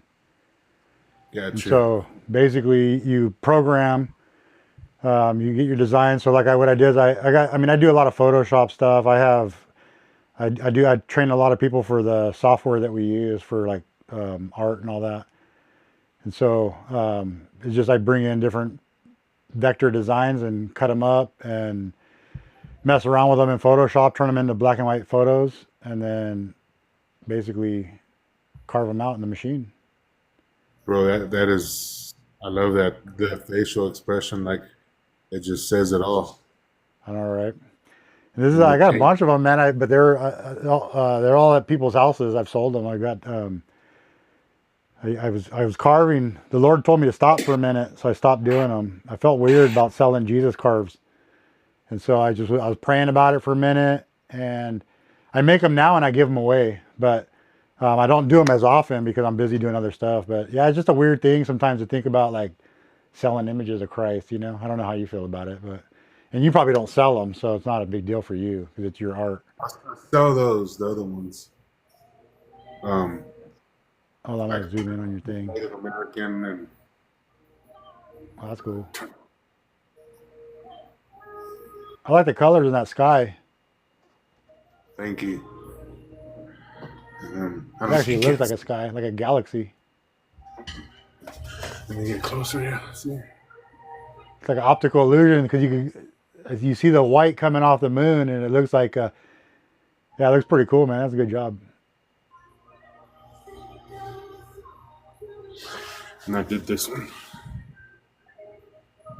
It's a bear, and there's a feather on the back of it. Okay, I can see the face on the top left. All right, I see it. Zoom out so I can see the whole thing, or back up a little bit because I can only see the. There you go. Okay, I can see the head now. So did you do the feather first and then the bear on top, or did you color in the feather up to the bear? I so I painted the background Uh huh. turquoise, and then I came back and did the red and yellow, and then the feather I did last. I always try to do my light colors first, Okay. and then I come in with the dark. And then I wouldn't have thought yeah, about that. I'm not a painter, so I wouldn't know how to layer. yeah, it's so like this one. It was the light colors first. Yeah. That one's a good one with Nipsey. Got a guy. He's making payments on this. I didn't sell it real expensive. It's only like $125. It's a 12 by 24, but he didn't have a lot of money, and so I said, "Well, you can do layaway. I'm not a prick like that. Just as long as you pay me for my painting." It's gonna look good on your wall until then. Yeah, yeah. I never painted, No? um, never. And let me explain to you what happened. Um, so my father passed away last June, Oh, June sorry to hear 1st. that, man. June 1st, he passed away, and my dad was an artist. He did a lot of wood carvings, a lot of oil paintings, watercolor, just anything that he could dabble in, he would paint or art, anything. He when he left, I went to clean his house out, and he had a lot of art stuff in a box. And it was probably mid October that I was digging through boxes, and I told my wife, I said, I found some paintbrushes. I'm gonna go paint. And she's like, the house? I'm like, no, canvases. And she's like, you don't even like to paint. And it's God's honest truth. I said, oh, I'm gonna try. And if I don't like it, then I have nothing to lose. And the first painting I did was a silhouette, was Tupac, and then I did a Biggie, and then I did Prince, Oh man, that and then I did Freda, and it just took off. Like people were like, "Hey, I want to buy that." So I don't have any of my original paintings. Nothing that everything I painted I've sold. I nice, had dude. another, I had another Jesus. And that one was like a 36 by 48, That's a and monster one. yeah, and that one, this guy found it on Facebook. Wasn't even a friend of mine, and he asked for that painting, and I go, I didn't want to let go of it because that was like one of my favorite ones by far that I've ever done. And he's like, I'll give you some money, and I'm like, no, I don't want to do this.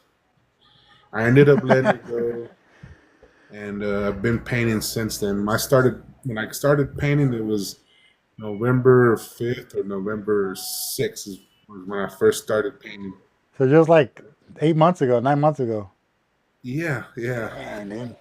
And like I said, I never painted before. I've drawn, but never picked up a brush. I don't know how to like. I never knew how to blend. I never knew how to layer. Everything that I've shown you that's hanging on my walls, Yeah, anything that you see on my TikTok is self-taught, um, man.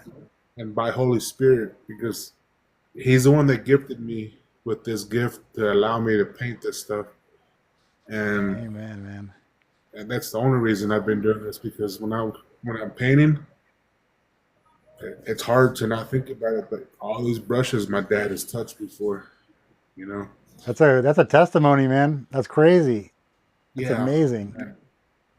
And when I start painting, I just come in my room, and this is supposed to be a spare bedroom, but I've turned it into me and my wife have turned it into art studio slash couponing room. That's cool. You But guys coupon? Where are you guys out of? we're in New Mexico, Okay. Carlsbad, New Mexico. Yeah, they don't. The coupon's hard in California. Like I've you heard. might get some, but you can't double up on them. So when people say couponing, they're just getting one here. But can you guys like stack and all that over there? Oh yeah, she Okay. does, and that's Yeah, what we you have in this. obviously you got a whole room for it. But so what does your wife think about your art, man? I mean, you surprised her She's with like, it. yeah. Well, she's like, well, how come you never did this before? There's a whole bunch of Native American ones that I have sold, and you wouldn't believe the prices that some of these people pay for this Native American art. That's Uh, my amazing, man. dad was my dad was Navajo, That's cool. and my mom is Hispanic and half Apache.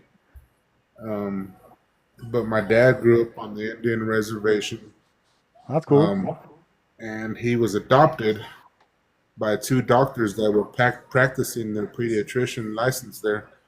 His biological mom and dad had deserted him there at the reservation, and that's how I got the name Larry Campbell, was because my dad got their last name.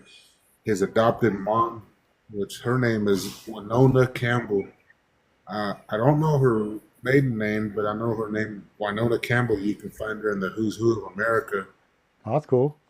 She worked with some doctors that practiced the not practiced, but came up with the what's that medicine? Oh man, I don't know why I can't remember it. Um, it was back in the 50s and 60s, and it's like they were kind of like a. Oh my God! Now that I'm telling the story, I can't remember the name of the medicine. It'll come to But you. in fifth grade, I got in trouble because I interrupted the class. The teacher was talking about my grandma, and I said, "That's my grandma." And the teacher looked at me, ha ha ha, very funny. And I was like, "No, for real, that's my grandma."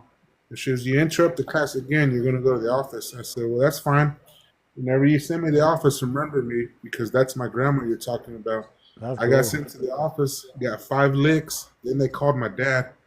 My dad came up there and asked what happened. He told the principal that he owed me an apology in front of the classroom. Yeah. But if he didn't do it, he was going to give him licks. Well, he took me to the classroom, apologized, but it was like a sarcastic apology. The Yeah. next day, my dad sent me to school with her book, the polio vaccine. Okay, polio. I was gonna say polio. I didn't, but I was gonna guess. I was gonna say that or antibiotics. Yeah, That's polio cool, vaccine. man. That's amazing. Yeah, so he sent me to school with the books, and the rest was history. The teacher was after that, like, oh, she was so cool and so nice after that, you know. But yeah, so my dad, like I said, he's Native American. I have all his regalia, and then the generations of passing down the artistic part of having the artistic hands. But I That's know cool, it man. That's a comes great from God. testimony, man. Thanks for sharing that. Yeah, yeah. 'Cause, I've there's seen not a, you. there's not a lot of artists out there that are, especially like men, right? We don't really talk about the stuff that like the art. It's kind of hit or miss. I guess some friends understand it, but then I don't know about you, but like for me, it's like okay, I don't talk about some of the artsy stuff I do, like reading books and all that to some other guys. Yeah, I try to read books, but my attention span is not very long, or my span is just like read a page and that's it. I was the same way, man, until I got into the Bible. I never read a book from cover to cover ever my entire life until I got to the Bible. Well, I'm still working on it, but Same way with you. Like I can't sit down and read a book, but at least with the Bible, like it opens up to me. You know what I mean? Like I mean, I just love it now. You know, it's different. I grew up to it now. That's how I am with the Bible. That's I, cool, I man. did I did federal time for a possession with an intent to distribute back in Yeah. 2001, and this is when drugs were bad. This Like, is back when they were a big strike. yeah, Yeah. and No, I man, had that's a yeah. I'm just looking down here. I got all my Bible study stuff. I got Philippians. awesome. Yeah, man. I'm just always, dude. I got like a mini ministry. I do all kinds of stuff, man. I'm a busy guy. I gotta hold on. There we go. Gotta I'm back. join us. We do Facebook, or we have a Facebook men's group, but we do Zoom meetings. Oh If we're yeah, not meeting in person, we're meeting on Zoom, and we're just like how we're talking right now is how we talk, and that's cool. uh, sometimes we'll have a small study, but most of the times it's just a check in to see how we're doing as men and Yeah, that's what's check. up, man. How many But guys are in that group? then I think there's like 15 or 18. That's a pretty good little group. And not every time everybody checks in, not everybody comes on. Sometimes it'll be five of us, and sometimes there's just three of us. Yeah. But don't But forsake the fellowship, man, because that's vital. We do a lot. I do a lot of that. I preach a lot of that. But just constantly yeah, stay in fellowship because it's like a good gym partner. They kind of keep you in check. You know, like, hey, what have you been reading in, or hey, are you still struggling with that vaping issue, or whatever? You know what I mean? Like whatever you end up talking to somebody about, at least you can kind of keep them in check. Hey, you remember you asked me to keep an eye on you for this or whatever. What's up? You know, and then they can't get mad at you because they asked you. yeah. You know what I mean? But Are it's you a good. I'm pastor? glad. Good to hear that. Obviously, there's a lot of other fellowships. Are you a pastor? No, no, heck no, man. I'm a sinner. Now I You, belong to a you, motorcycle ministry, man, called Soldiers of the Cross. Um, awesome. we're out of California. We finally got a second chapter in Idaho. Um, we went through. I was just in New Mexico. We went to the Yacapay Indian Reservation in Arizona last August. We're out there for a week, just spreading the gospel out there to the reservation and doing all that fun stuff. But yeah, man, I'm just an active guy, man. I'm constantly just doing stuff with the Lord and my guys. I got a good little group of dudes that we do a prayer tent on Tuesday nights. We just hit up different neighborhoods where there's a lot of foot traffic, typically like in the hoods. And I speak Spanish too. I was raised by a Hispanic man, and so we go into the hood, and you know we'll just spread the gospel and just encourage people in the neighborhoods. And it's just a prayer tent, and we got a banner that just says free prayer, and we just kick it. We sit down. We got a couple little lights in there with the battery, and people pull up in cars, man. We just sit down. We open up our book, and we'll fellowship with like 3 or 4 of us at first. We'll start off with prayer at 6:30 or 7:30. I start at 7:30, and then we go till about 10:30. And every night, you know, people just roll up in their cars and just ask for prayer. They see the banner, and they're hungry for the Lord, and we're just there. We're just obedient. We've been doing it for the last 3 years, and I'll tell you what, man, my life has been changed because of it. The obedience, just that one night a week, that couple hours. But we do that. I mean, but because of that, I can't get enough. There's not enough. It's not because of I do it because of my salvation, not for it. You know. You'd be surprised of how many people are hurt out there, and they won't step foot into a church. But if you just show up on the corner somewhere and offer a prayer or offer hugs Yep. and just love on people, you'd be surprised how many people stop and receive the love in Christ through you. Oh You know, yeah. because Amen, man. it's power that's just going through each of them and touching their heart. Planting seeds. That's it, man. You said it. I mean, I was just listening to some Billy Graham earlier, and he said Jesus didn't stay in the temples; he went out of the temples. And so everybody that goes to, I was thinking about something on Sunday, and it was like, because the Lord, when you're out doing things for the Lord, you kind of like look back at people who just sit in the pews. You know, you're like, man, the Lord said for us to go out and get people and go out and be the fishermen of men. And so you kind of look at them, you're like, what do you, but then you start seeing all the things that are happening in their lives, and you're like, well, I guess the Lord is not moving in those ways for you, the way you kind of think. But I'm not saying you have to work for it, but he definitely, favor isn't fair, you know, Yeah, that's true. favor isn't That's true. fair. And you said something earlier. You said, "I'm not a pastor, but you're a pastor of your house, your household. Yeah. Uh, you Yeah. may We, not be we a we all pastor have in our the church, ministry. but you're a pastor on the streets." Yeah. Well, we're evangelists, we just introduce people to Jesus, you know. That's awesome that you do that. My wife and I, we've been doing a backpack ministry. We do it annually.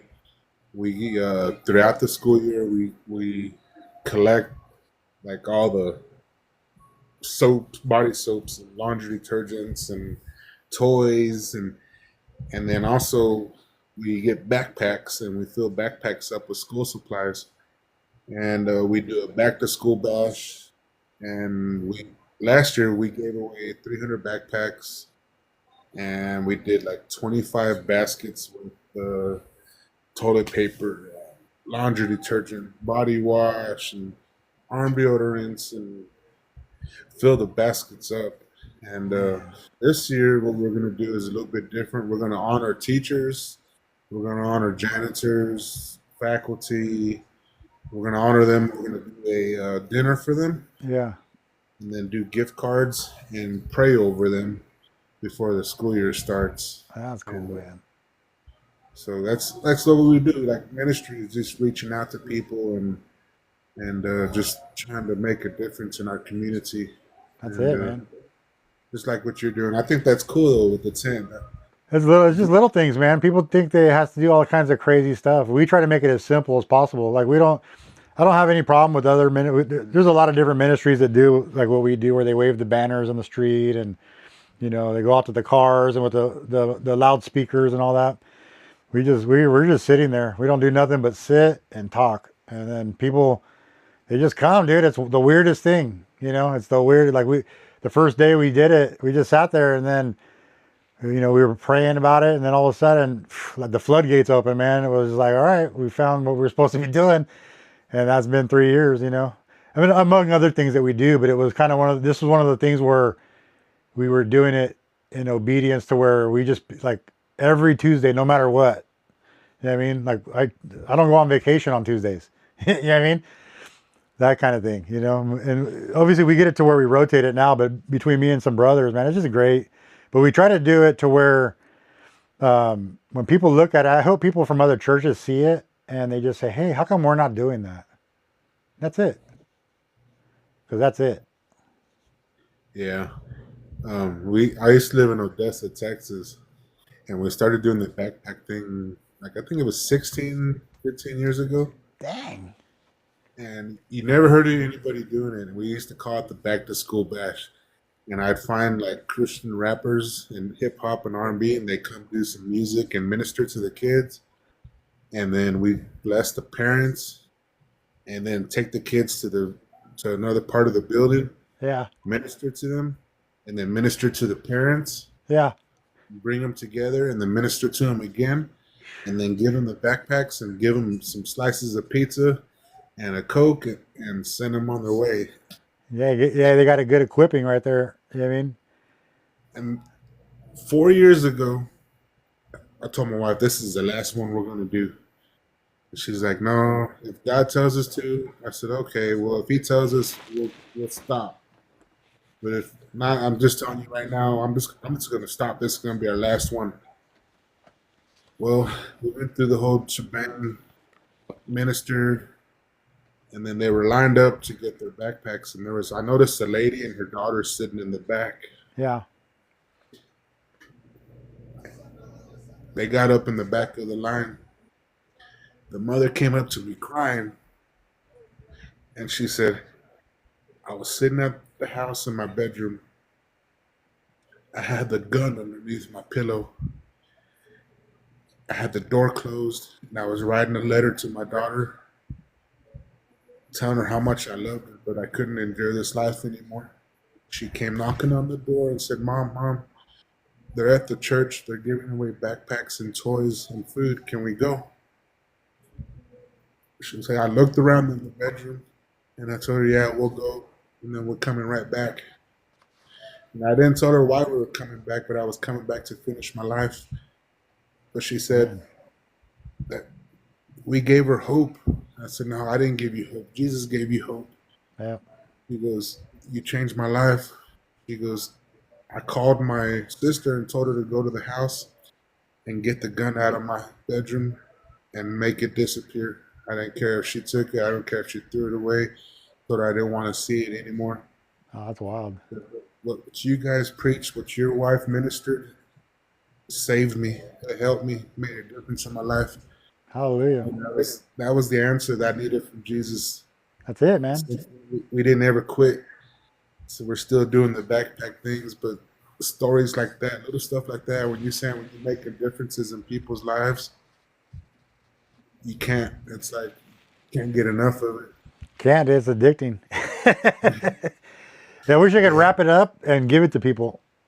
yeah, Imagine how simple, how I try to do that like with family sometimes, and it's like, man, I wish I could just give you how I feel, the peace, and not saying that obviously nothing's perfect, we're not, we deal with all the other issues that we got in our lives, but every once in a while, God comes in a great way and he just shows us for like a millisecond, like a blink of an eye, but he, at least for me, and he lets me feel what it must feel like in heaven.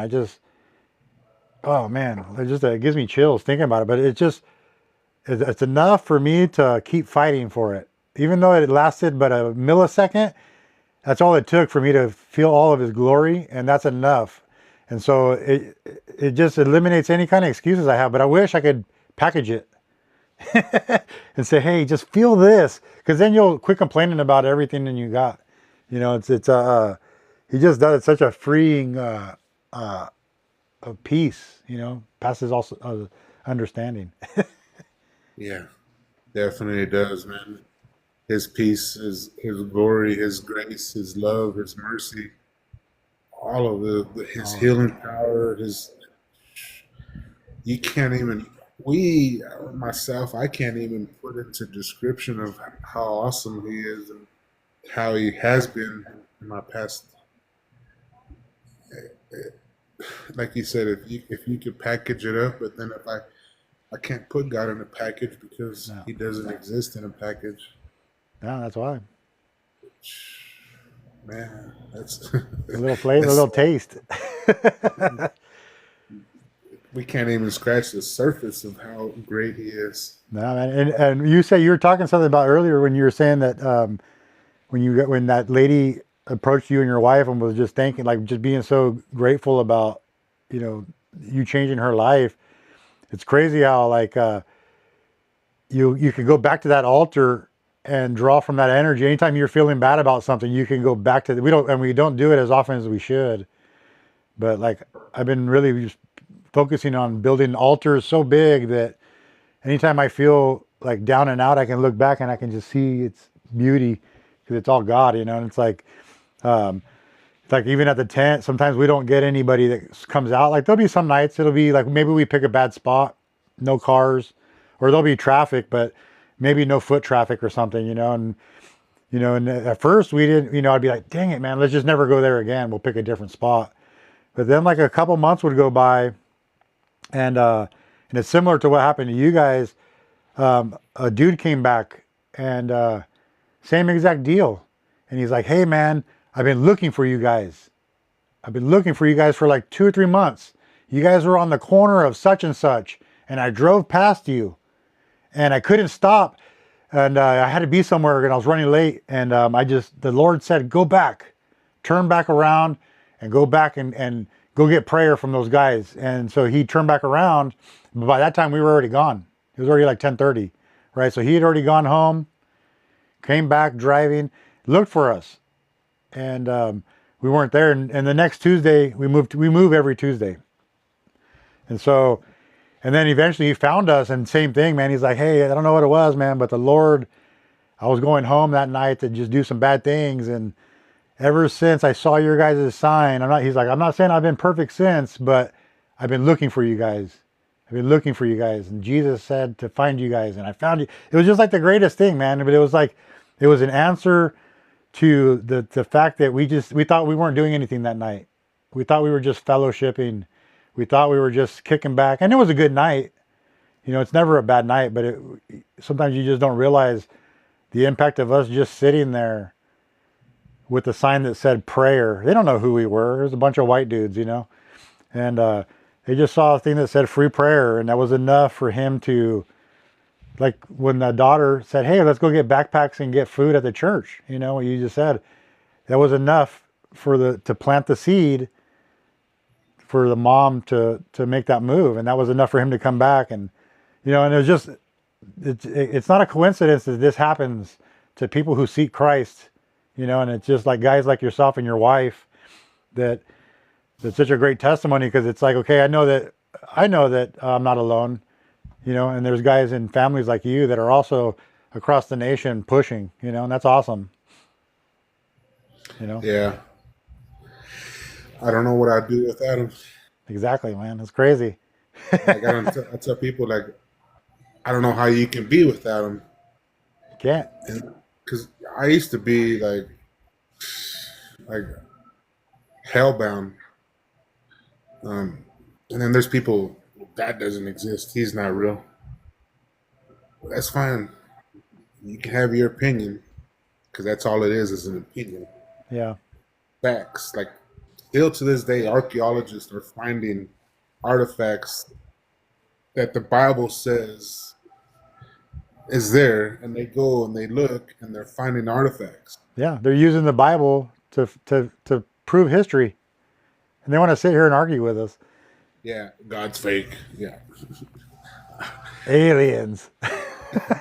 Hey, they'll believe Yeah. anybody but Jesus, bro. They'll give everybody. They'll even give their enemies an opportunity before they give Jesus one. Man, it's the weirdest thing. It's the weirdest thing. And I've only been on this walk for about 4 years, to be honest with you. I got a cancer scare. Thank God for cancer. You know what I mean? I can say that. The cancer brought me to Jesus. I'm not gonna lie. But it was enough to scare me. The fear of God. I started asking those questions of, hey, like, what am I doing? What's my purpose? And and obviously the Lord, through the doctors took my cancer away, and everybody has it, but it's just dormant, But anyways, yeah, thank God for cancer. But it's like you have to be able to find him in those bad times, and then call it joy. Yeah. Yeah. Amen, man. So true. So what do you got planned What's for the rest of the week? So tomorrow is our wedding anniversary. So I'm gonna spend some time with the wife tomorrow. Take her to eat. Probably go watch a movie, That's and cool. then go to work. I gotta go back to work. I work in the oil field. I work for Marathon Petroleum. That's I'm a cool. public worker. And so I'll just go back to work. I work 4 days on, 2 days off, 4 days on, 4 days off. That's So cool. it's, so every other weekend's a 4 day weekend. I just had some time off. I took off Thursday, Friday, Saturday, Sunday, Monday, and Tuesday. I go back Wednesday, Thursday, and Friday. So if you time it right, it's almost like little vacations every other week, huh? Yeah, If you yeah, could, I mean, I know it's strenuous work, but if you can get through it, yeah. I so mean, it's worth it. take the I kids, mean, take the kids out. You got kids? oh yeah, oh yeah. So I got the oldest one. She has 2 kids. She lives in Odessa. She works in a doctor's office. That's cool. And then I have another one. She's a teacher or an advocate for special needs kids at a school. That's cool. And That's then a, I have that's a another gift. one. Yeah, I have another one. She's a RN at a children's hospital in the NICU in Denver, Colorado. And then my son is currently on summer break from college. He is going to get his civil engineering. And then I have a daughter that lives with us still. She's 19, but she's working full time, and That's cool. um, I'm in the same boat. I got my oldest still lives here, but it's too crazy in California, bro. To get the kids out. I have one of my daughter. I got five. I got one adopted. My youngest is in high school still. My son, my only son, he just graduated. He went into plumbing, and then that got slow. And then he went into I'm not sure what you'd call it, but basically they work with like disabled adults that are highly functioning but can't be on their own, and they basically babysit them. Like they in large groups, and they take them different places and give them activities. And so he does that. Basically like a chauffeur, I think it was kind of, or like an escort, but for adult handicapped people. And then my two daughters, I think she's trying to become a medical assistant. That's my adopted daughter. She's 19, and then my other daughter Ryan, she's in Vegas, and she's trying to figure things out. And then my oldest, she's here at home. Works at a vet clinic. But man, just I'm blessed. It's all Amen. good. Got a healthy family. Amen. Breaking chains. And I all see that fun that stuff. equipment behind you. Did you record music? No, it's for a podcast, man. And like I said, we just do all kinds of crazy things. And so, my ministry, our men's ministry, Soldiers of the Cross, we're about 150 deep. We're all out of, like I said, we just started another chapter. There's like 8 guys in Idaho, but here in Modesto, we're all out of Modesto, one town. So we're bigger than most churches. We're a men's group. We meet every Thursday. You can look us up. It's called sotc.faith. It's a website. And we're just a biker ministry, man. I don't ride, but I just look the part, and just spread the gospel is all we got to do. But yeah, all the guys, they're all Harley guys. And we got the cuts, all that. It's a vessel. We go into prison yards. We just got back from Parchman, Mississippi about 3 weeks ago. And we 4 guys rode, and then we trailered 25 bikes out to Mississippi. They allowed us to bring all bikes onto the maximum security. We got access to no supervision. They let us run free. So they let us into the yards. We bring our bikes in. Guys could sit on them, all that. And we got our cuts on. We go through the prison yard, minister to all the guys. And up in the death row, we get to meet the death row prison inmates, all those guys. One guy got a date 3 weeks ago. So we got to talk to him and he loves Jesus. So that whole prison, man, Parchman prison, wild, bro. Everybody there loves Jesus. They were ministering to us. The craziest thing. God sent us there to learn how to minister to the guys here in California. Because the guys here in California in prisons, compared to what we saw in Mississippi, night and day. Jesus is live and active. He's alive over there. And man, it's just such a different atmosphere. I'll tell you what, man, life changing. I came back from that prison a better husband and a better Christian, man, a better father, everything, man. It was a life changing experience being surrounded by these prisoners. And we've gone into a bunch of jails here we go up and down in California all the time. But I'll tell you what, it was the fact that Christ was alive and moving in that situation and how free they were in their minds. It was a mind-blowing experience. And the way that they were able to talk to us, wow, bro. But at first when we went there, I was thinking, man, I don't know if I want to go on this missions trip because the last couple prisons, man, I'll tell you what, they drain you. The prisoners, man, they just want things from you, and they run you through these guilt. Here in California, that is, they constantly just they want something from you all the time, and it's and they make you feel bad if you can't get it to them, like favors or whatever, and it's like they don't want to hear, but what they don't want to hear is they don't want to hear Jesus. So you're there fighting them all the time, like you want to give them the answer, you want to show them the light, but all they want to do is talk about scheming and their old ladies and all that BS. But going back to Mississippi and coming back with that information, the Lord really put it on us, all of us that went, to come back. We went with 53 guys, and Yeah, man, it was amazing. But now I know I didn't want to come back into the prisons because it was just draining. I got family members I'd rather try to minister to than guys who don't want to have nothing to do with me. Not saying I want to wipe the dust off my feet. That's how I felt. It And sounds like God's already prepared a table for you guys. yeah, he is, man. And so coming back, now we came back with prepared, and now I'm ready to go back into the prisons. But before I didn't want to be honest with you. But that That's trip, that awesome. trip changed it. That's awesome. Yeah, man. So it's been awesome. Yeah, but like I said, this is just a part of what we do, man. We get together, we do a podcast too. But yeah, no music yet. I have a buddy of mine at the church who's in the band, and I'm gonna have him come on, and we're gonna do. I have a YouTube channel called 10 on a Hill, and so me and a couple friends get together outside of the other ministry, and we just kick it and podcast and talk about basically what me and you are doing, Larry. Just talking about what we did last week and all the amazing things that Jesus is doing, and try to get people to talk about just what he did today. You know what I mean? You don't have to try to forecast them. You don't have to make it difficult. He's a part of our lives.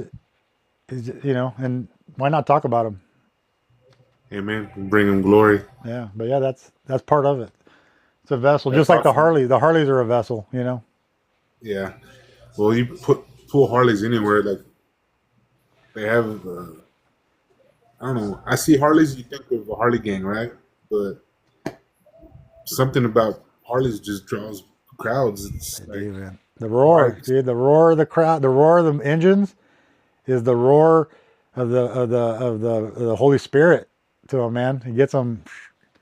And I'm not a biker, but I know how powerful those bikes can be.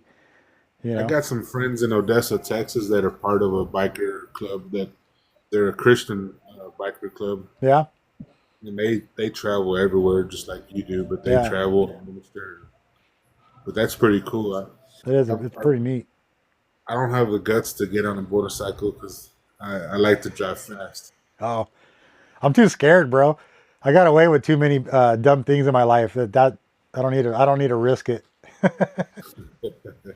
That's cool, man. Yeah, no, they give you crap about it, but they always tell me that you better start practicing because we're gonna buy you one. They bless people with bikes all the time. Oh, that's cool. Yeah, these guys are nuts, man. You got to imagine these guys. It's amazing. I'm in a very fortunate situation. It's amazing how powerful a movement can be with men who truly believe. You know what I mean? But like we can move out in force. Like when you're talking about 50 dudes or 150 dudes that are just sold out for Jesus, and I'm talking about like they'll tattoo Jesus on their foreheads. You know what I mean? Like they don't care. Like they'll go out and just talk to anybody on the streets. They're like no fear. It's amazing how God moves. You see a river of fire just following these guys, and it's easy when you're there to just be in the spirit. And I wish people can get out of their comfort zone and find ministries or even just fellowships of men and women that do these kinds of things, because I just can't see another way of doing it. You know? True. It's true, man. I'm just a fear. I guess I don't know. When I first started going to church, I used to have the mindset, and I just think that the pastor is the one that's supposed to feed me, and that's the total opposite of Christianity. Is you're supposed to feed yourself. Yeah. You're supposed to prove yourself in a worthy way to God. That's a pleasing aroma to His nostrils. I'm not saying that I'm perfect in my walk because I never will be, but if I follow the will of Christ, and that's to be like Him, then I know that I'm doing right. Yeah, you I got can't get over your that. confidence is in him. Yeah, I can't get over that dude. That's nice, man. Oh, I'm gonna move it right now. I'm gonna keep talking. I got the microphone right here, but I'm gonna move to that side of the garage because I'm gonna Gotcha. bring in the actual project that I'm working on before you came in is drying outside, and so I'm gonna sand it here in a minute. You get to watch it. So just bear Right with me. on. But yeah, Keep talking, bro. I'll be right back. Yeah. How long did it take you to do that one right there of Christ? That carving? To carve that on the machine, it probably took about an hour and a half. Man. You know, Yeah, I can't let believe it. me It just looks get over so. there real quick. And then you can't really see it, but we're going to be sanding this. I don't know if you can. You can see it. You can see it? Okay. It's hard to, I don't know what you guys can see because the camera sometimes doesn't. But yeah, it's, Right. There.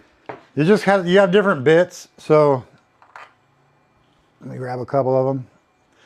So on the machine, you know, they're just like drill bits, end mills. Gotcha. So this one is a 60 degrees angle. So it's a 30-degree angle, and that will get the edges. And then the big ones clear out the larger sections. And Dude, then I have bigger ones too. But it'll do fine detail. I've got some, let me check this out. You'll get a trip out of this one. I like the way that looks, though. It just like it's Here's one I did. This is how small the lines can get. It's a cutting board that I spray painted red, but it's MF Doom and Most Def. I don't know if you can see it. Is it too shiny? Yeah. No, I mean you can see it when. Yeah, I see it now. Okay. Can Like, you see the every time lines? it They're pretty Yeah, thin. it But looks yeah, awesome. I mean, you can get pretty detailed. I don't know. I don't know what you could see, but That looks pretty cool. it is pretty neat. This is the cutting board. But yeah, you can, even like the cutting board, I have it cut out. You know, you just design what you want. But like this right here, check this out. Let me, I do a lot of these. This is what I'm trying to get into doing this at the like fairs or like farmers markets. Yeah, You stand on this that's side. awesome. So they're pretty big, but just scripture on them, you know, something that kids can look at and they'll memorize it over time.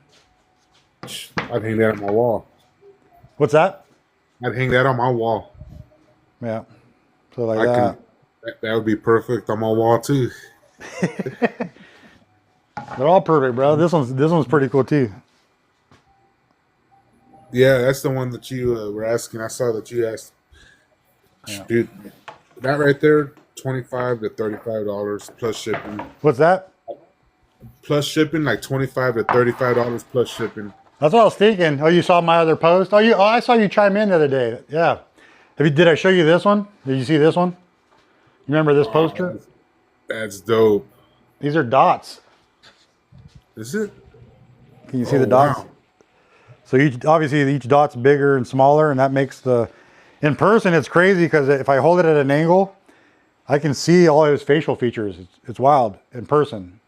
That's crazy. Yeah, it's just an optical. Your mind fills in the blanks. You never. I had a dude. I was at a fair selling these at I was selling this one or trying to sell this one, and he's like, "Hey, how much you want for that Kevin Durant?" I I go, see "Man, people- how old are you?" I asked this guy. There was a guy I follow on Facebook, on TikTok. He paints, and I said, "Well, how much do you charge for your paintings? Like, how do you figure out your pricing?" Yeah, He goes, "You can either do yourself as minimum wage, or $5 above minimum wage.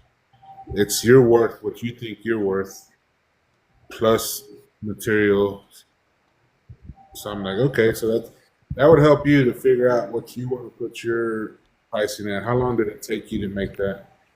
And well, I how carve much- them out pretty quick. I try to make it to where it's fair, and I'm not like, oh dang, I got to make a bunch of these and not make any money.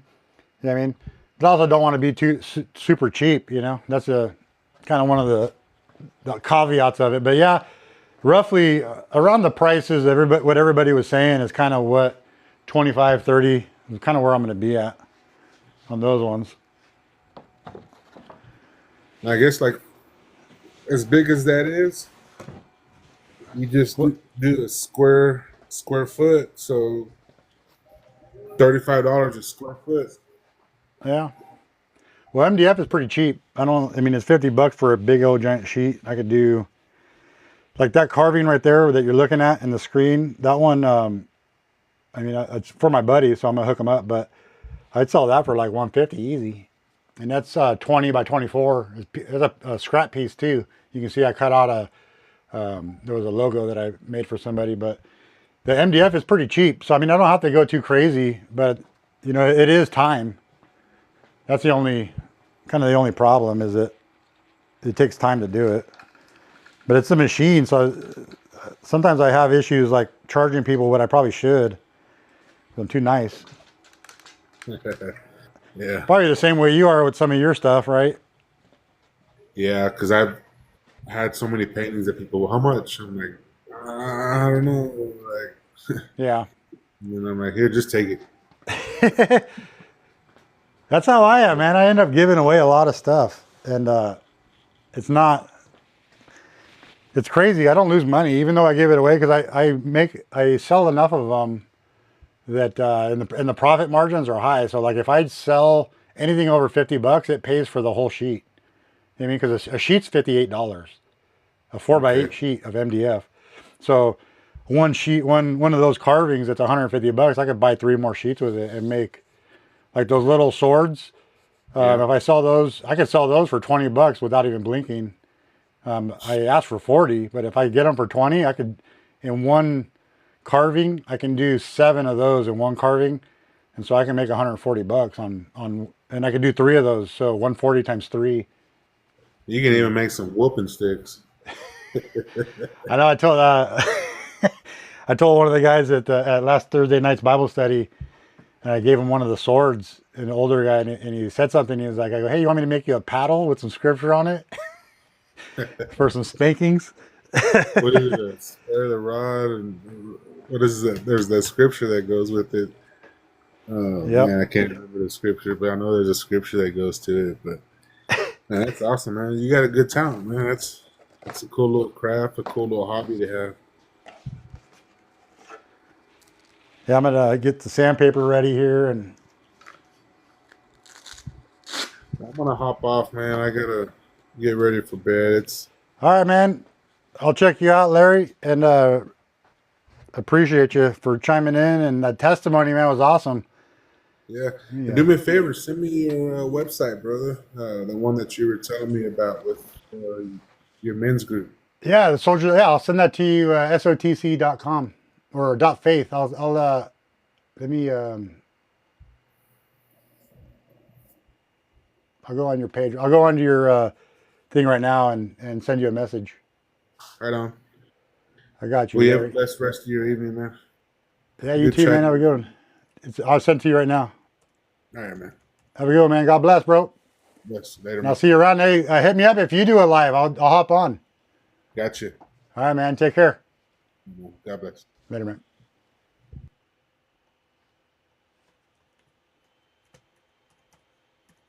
That was Larry. And if you guys go back to the video, you'll get to see a bunch of Larry's art. And yeah, let me write him real quick. This is the part of engagement that we all have been talking about.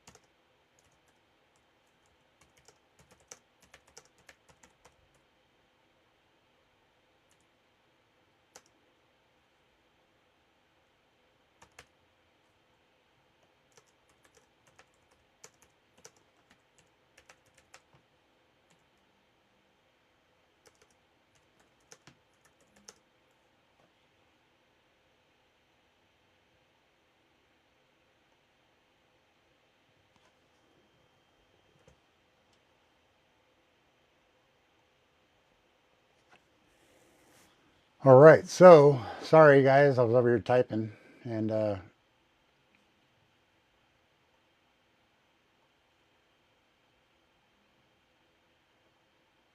message limit reached. You will not be able to send any more messages. Okay.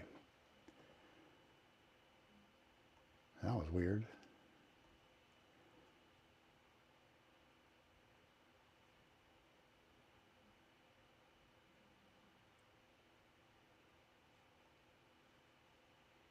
Jumping on the trend of dads supporting dads, dudes supporting dudes.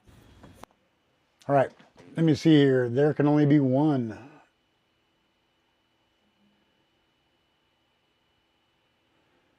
Let's get the Carve going.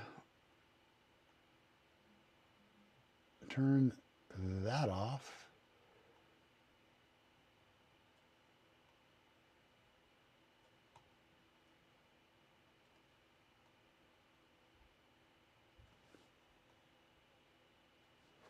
All right, let's get to the photo Carve. We're about ready to start sanding. Let me get the dust collection going.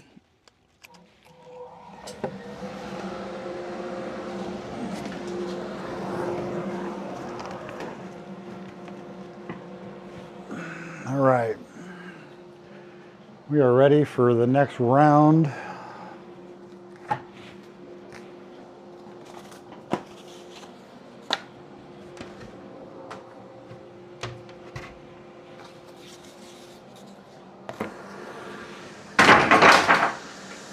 Oops.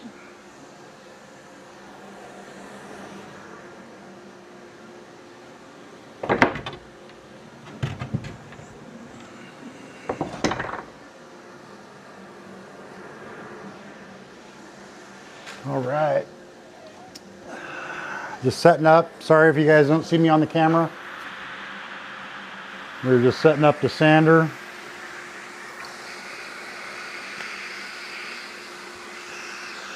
And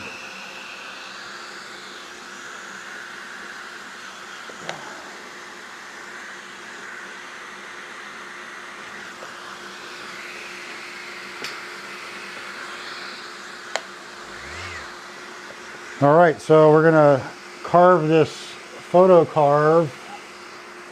We're gonna sand it. And so what you're looking at is a photo that's been carved and transferred into wood. And I'm just gonna grab a couple things to get ready for this little project. So I have everything ready.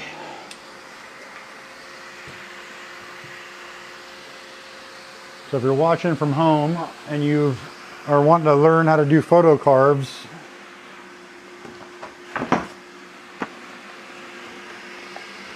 so let's grab a couple of these.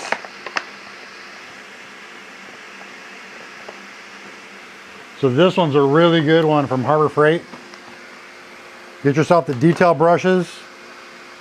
The brass one is good. It's got a softer bristle. And so it works real well in the photo Carves. You don't want to, this is different than using the bristle brush, right? This is after the fact. So we're gonna take that in a moment. And let me just get a couple things lined up. I apologize. This will go pretty quick. And anybody who's watching, here we go. So we got the sander going. So photo Carve wise, this is 150 grit. Usually I go with 120. This will easily, it should do one, as long as it's not wet. If it's wet, then it's going to take a couple. But the key is to keep it moving.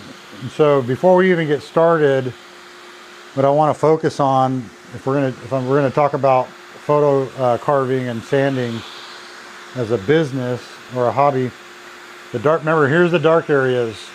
You know, it's obvious. The pants, the hairline, everything else, eyebrows. But when we're sanding, we want to leave this as dark as possible. So we want to lightly go over it There are some ridges, it's hard to see them. There are some ridges that need to stay. There are highlights in the dark areas. Those need to stay, so we need to move quickly in those areas. Another thing is don't start with a fresh pad in those areas. Start off to the side. Get the edges. So I like to keep the edges dark until the very end, because then I can use that as I'm going through. I can use that to tell how much and where I've already sanded, and kind of like this is our baseline, because this sands off down to bare material. We know we've gone to just far enough, right? The other key too is paying attention to, it's like up there, the shellac, right? There's a sacrificial coating underneath the black. So that's another thing to watch out for. And we'll probably end up having to use the other pad here sooner than later because of it. So you'll notice here, I'll probably end up starting up here because this is all light. Same thing down here, and I'll go here and then work my way in and then make my way to the faces once the sandpaper kind of wears down just a tad, so that I have a little more control. Because right off the get-go, this is gonna want to torque out of my hands. Yeah, not really torque out of it, but here we go. We're gonna try to do this all on a couple takes, and you can see right there where, see how I tilt it. See how easy this all comes off? That's because of the shellac. I don't want to sand too much of the MDF off. You see, I'm moving around a lot. I'm hoping you guys can hear me. But as I'm sanding this off, I'm just watching these areas here. I'm watching this because that's going to tell me when I need to stop sanding. Obviously, I can kind of tell in other areas, but look at just kind of cleaning that off.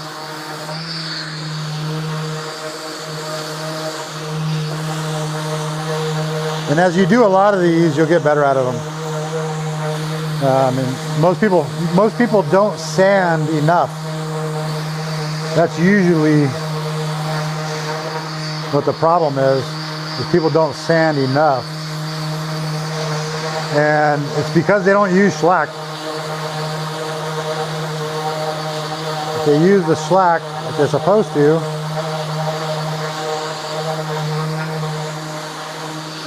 maybe they just don't know to use shellac.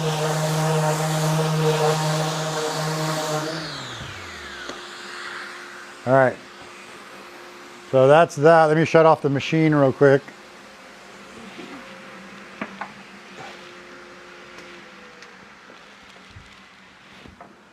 All right. How's that look on the screen?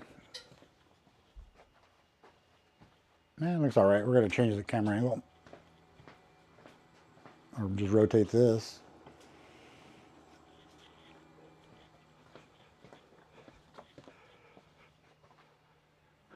Looks a little better. Okay. So we just got finished sanding. There may be a couple more spots to sand.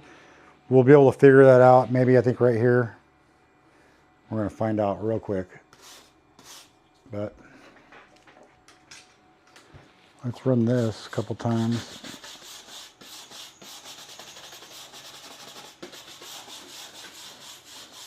So I don't need to tell you, but you need to go with the grooves.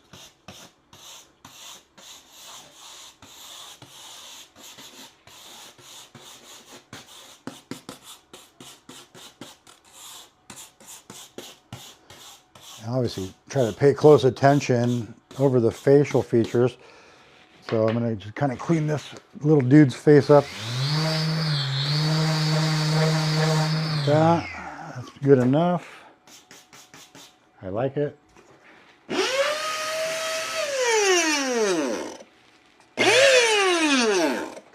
I think I killed it.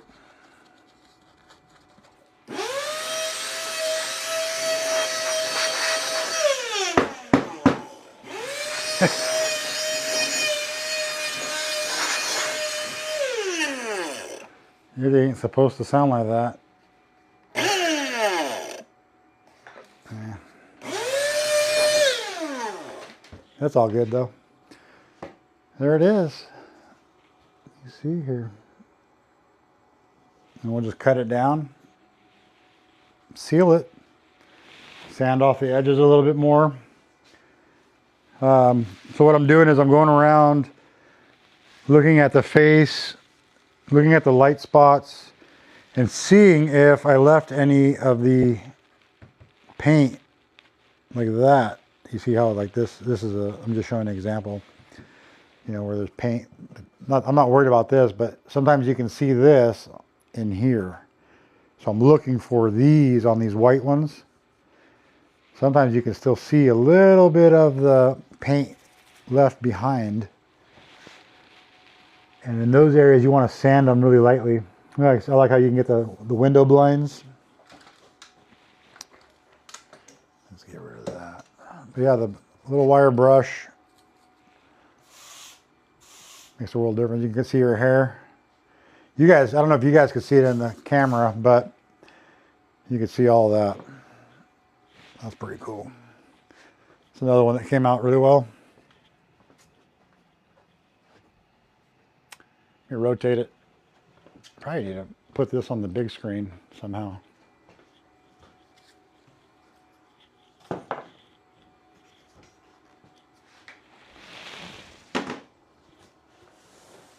try that. How does that look?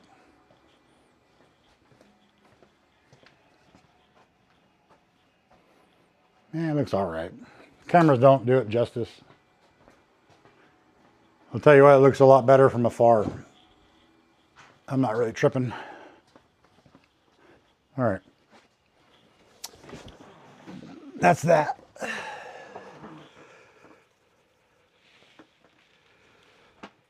So that's a photo. And so is this one right here behind you. Man, let's just shrink this down. Get these back where they were. Bear with me.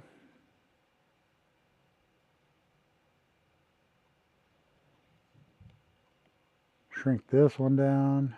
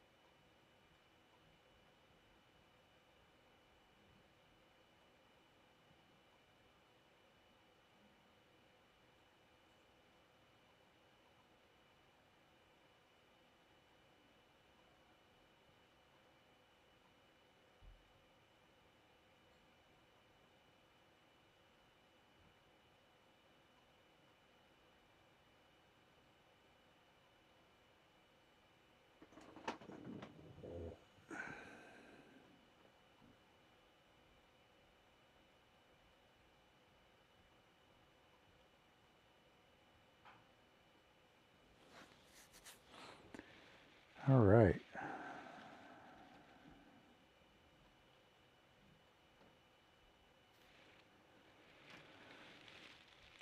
I'll just go another 13 minutes. We'll finish at 3 hours, but basically that's the photo carve. Hey, it's Josh Taylor. He finally showed up and he's out of here.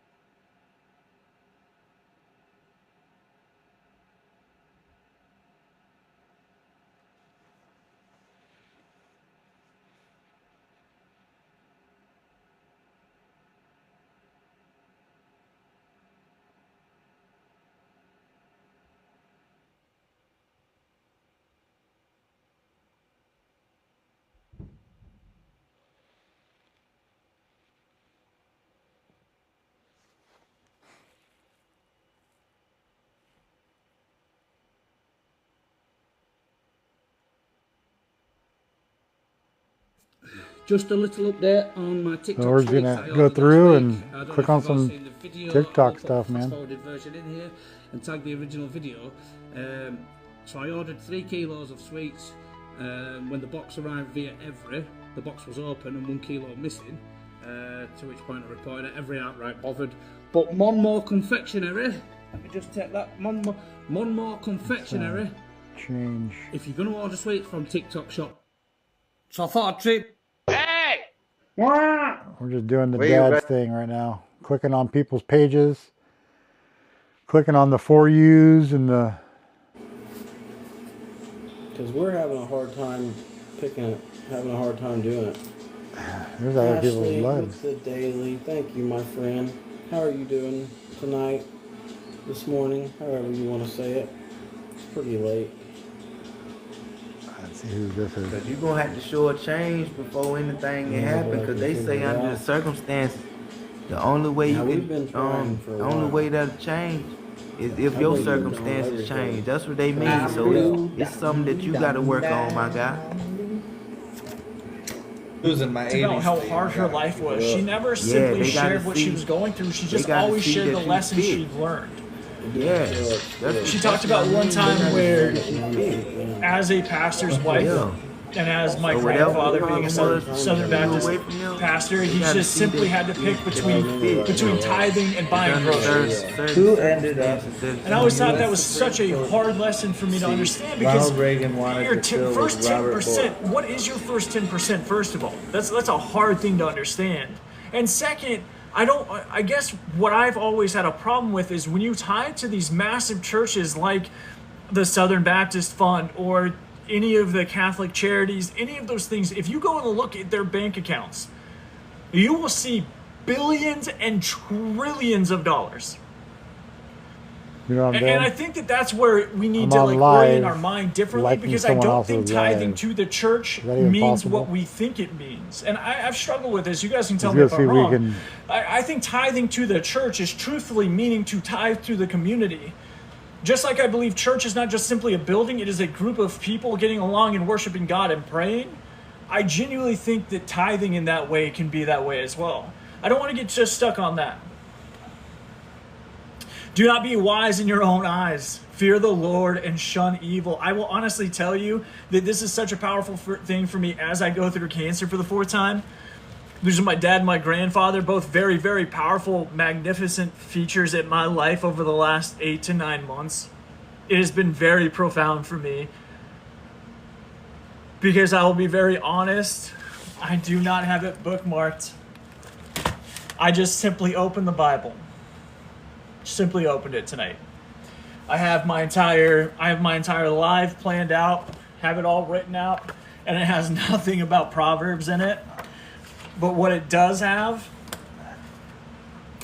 is every life lesson I've learned that I do not now understand, the mistakes that I've made, where I want people to not understand or mistake my positivity for the with.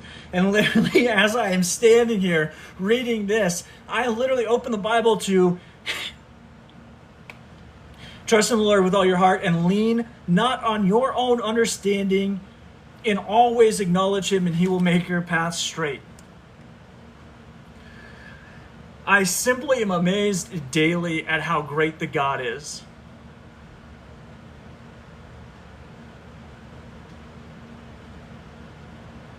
I'm simply grateful for how grateful God is.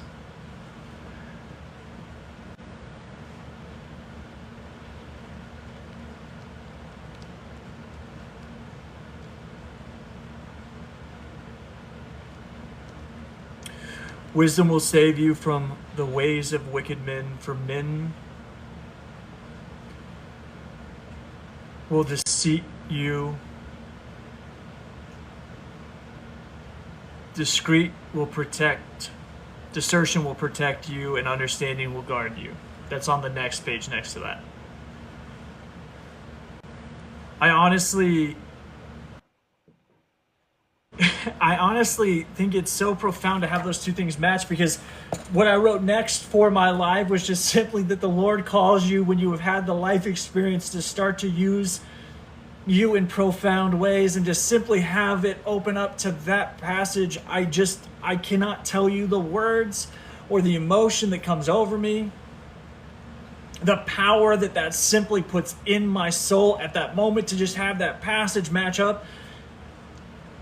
This is not scripted.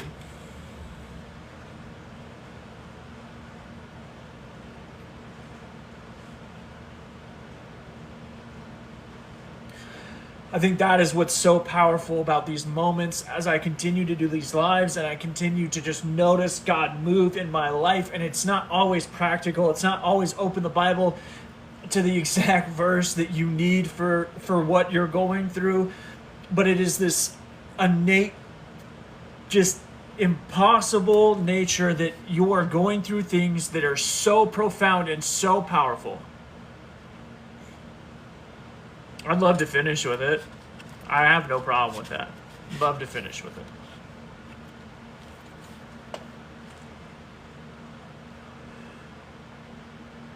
My faith, my joy, my positivity come easily because they have come hard. And as I look at where I opened up the Bible to without even, I haven't opened my Bible probably in a month. I try to open it up more often, but as I've gone through the cancer and the loss, I have a very hard time just simply. I pray every single day. I pray multiple times a day. Wrote it several years ago. But I want you to understand how profound that is. Blow the dust off it. How profound that is. Trust in the Lord with all your heart. Let love and faithfulness never leave you. Bind them around. Long night was when the sun. Powerful. That's powerful, considering that literally Hey what I there. wrote for my life talks about exactly This that. is take two. My faith, my joy, my positivity come easily because they have come hard. The loss saved me to not take a moment for granted. See, when the pain hits and those things start to fall around you, and as that just immensely powerful moment hits you and you don't know where it's coming from, instead of just simply understanding the grace, simply understanding that God is moving in your life, we like to question it. I've personally compared myself to Job more and more, and I hate it. I hate it because I am not some kind of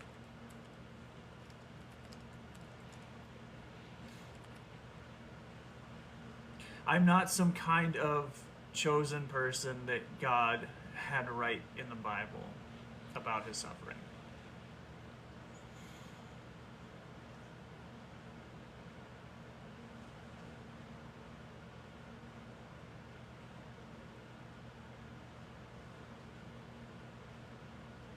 It is truthfully awestrucking to like understand that.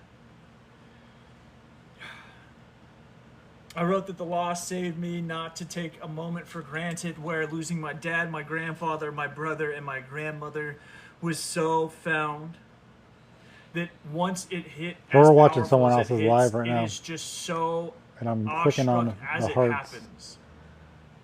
This is my ministry. I'm having a hard time. I'm sorry. I'm rarely speechless. But this is powerful.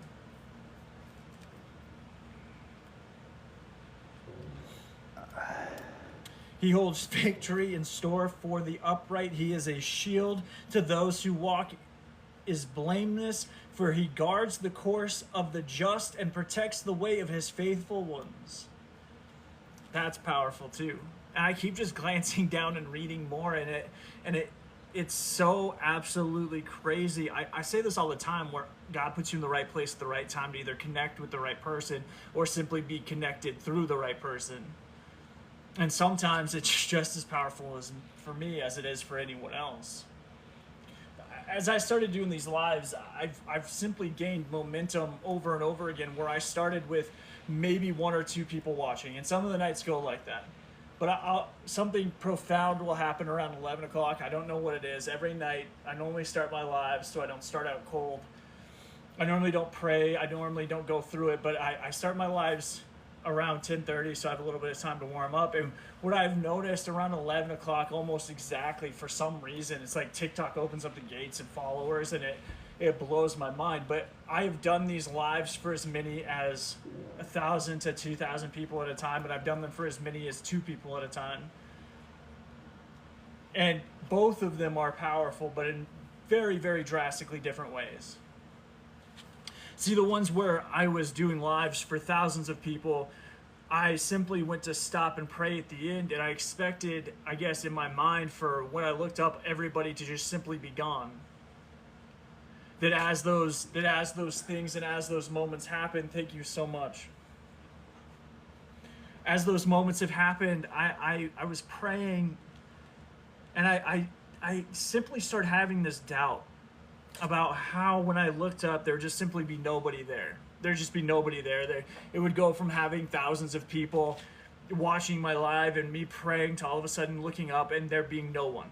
And it snapped me back into this reality that your mindset, how you think of things, truthfully matters. And that if your own prayer can fight against you, if your own mind can fight against you in prayer, that's truthfully profound, the amount of evil energy there is out there that we just simply disregard as the devil, or as some kind of evil power around you. But I think that our just entire being runs to that, where it is an easier excuse for us to understand. It's an easier excuse for us to understand that evil somehow is around us, where Satan is lurking around every corner and he's just simply affecting your life every single day. You could not be so doomed to have that actually happen. You read about Job, for example. That's the devil. Like that's where it happens. And I think that when people read the Bible and they hear about when Jesus died on the cross for us, and that curtain between prayer and having to pray between a priest and God, when that gets ripped, I think everybody takes that and misunderstands it, where they think, all right, that we just somehow got done the with devil 3 has hours. some kind of control Let's wrap to it just up. simply I don't place need to be himself on here on each anymore. one of No us. one's He coming may on have the control channel. over the earth, and he may have control over some of the most powerful leaders in the earth, but I do not think he has control directly over us as Christians. I don't. I think it's a lot like the Holy Spirit used to be before the in the Old Testament,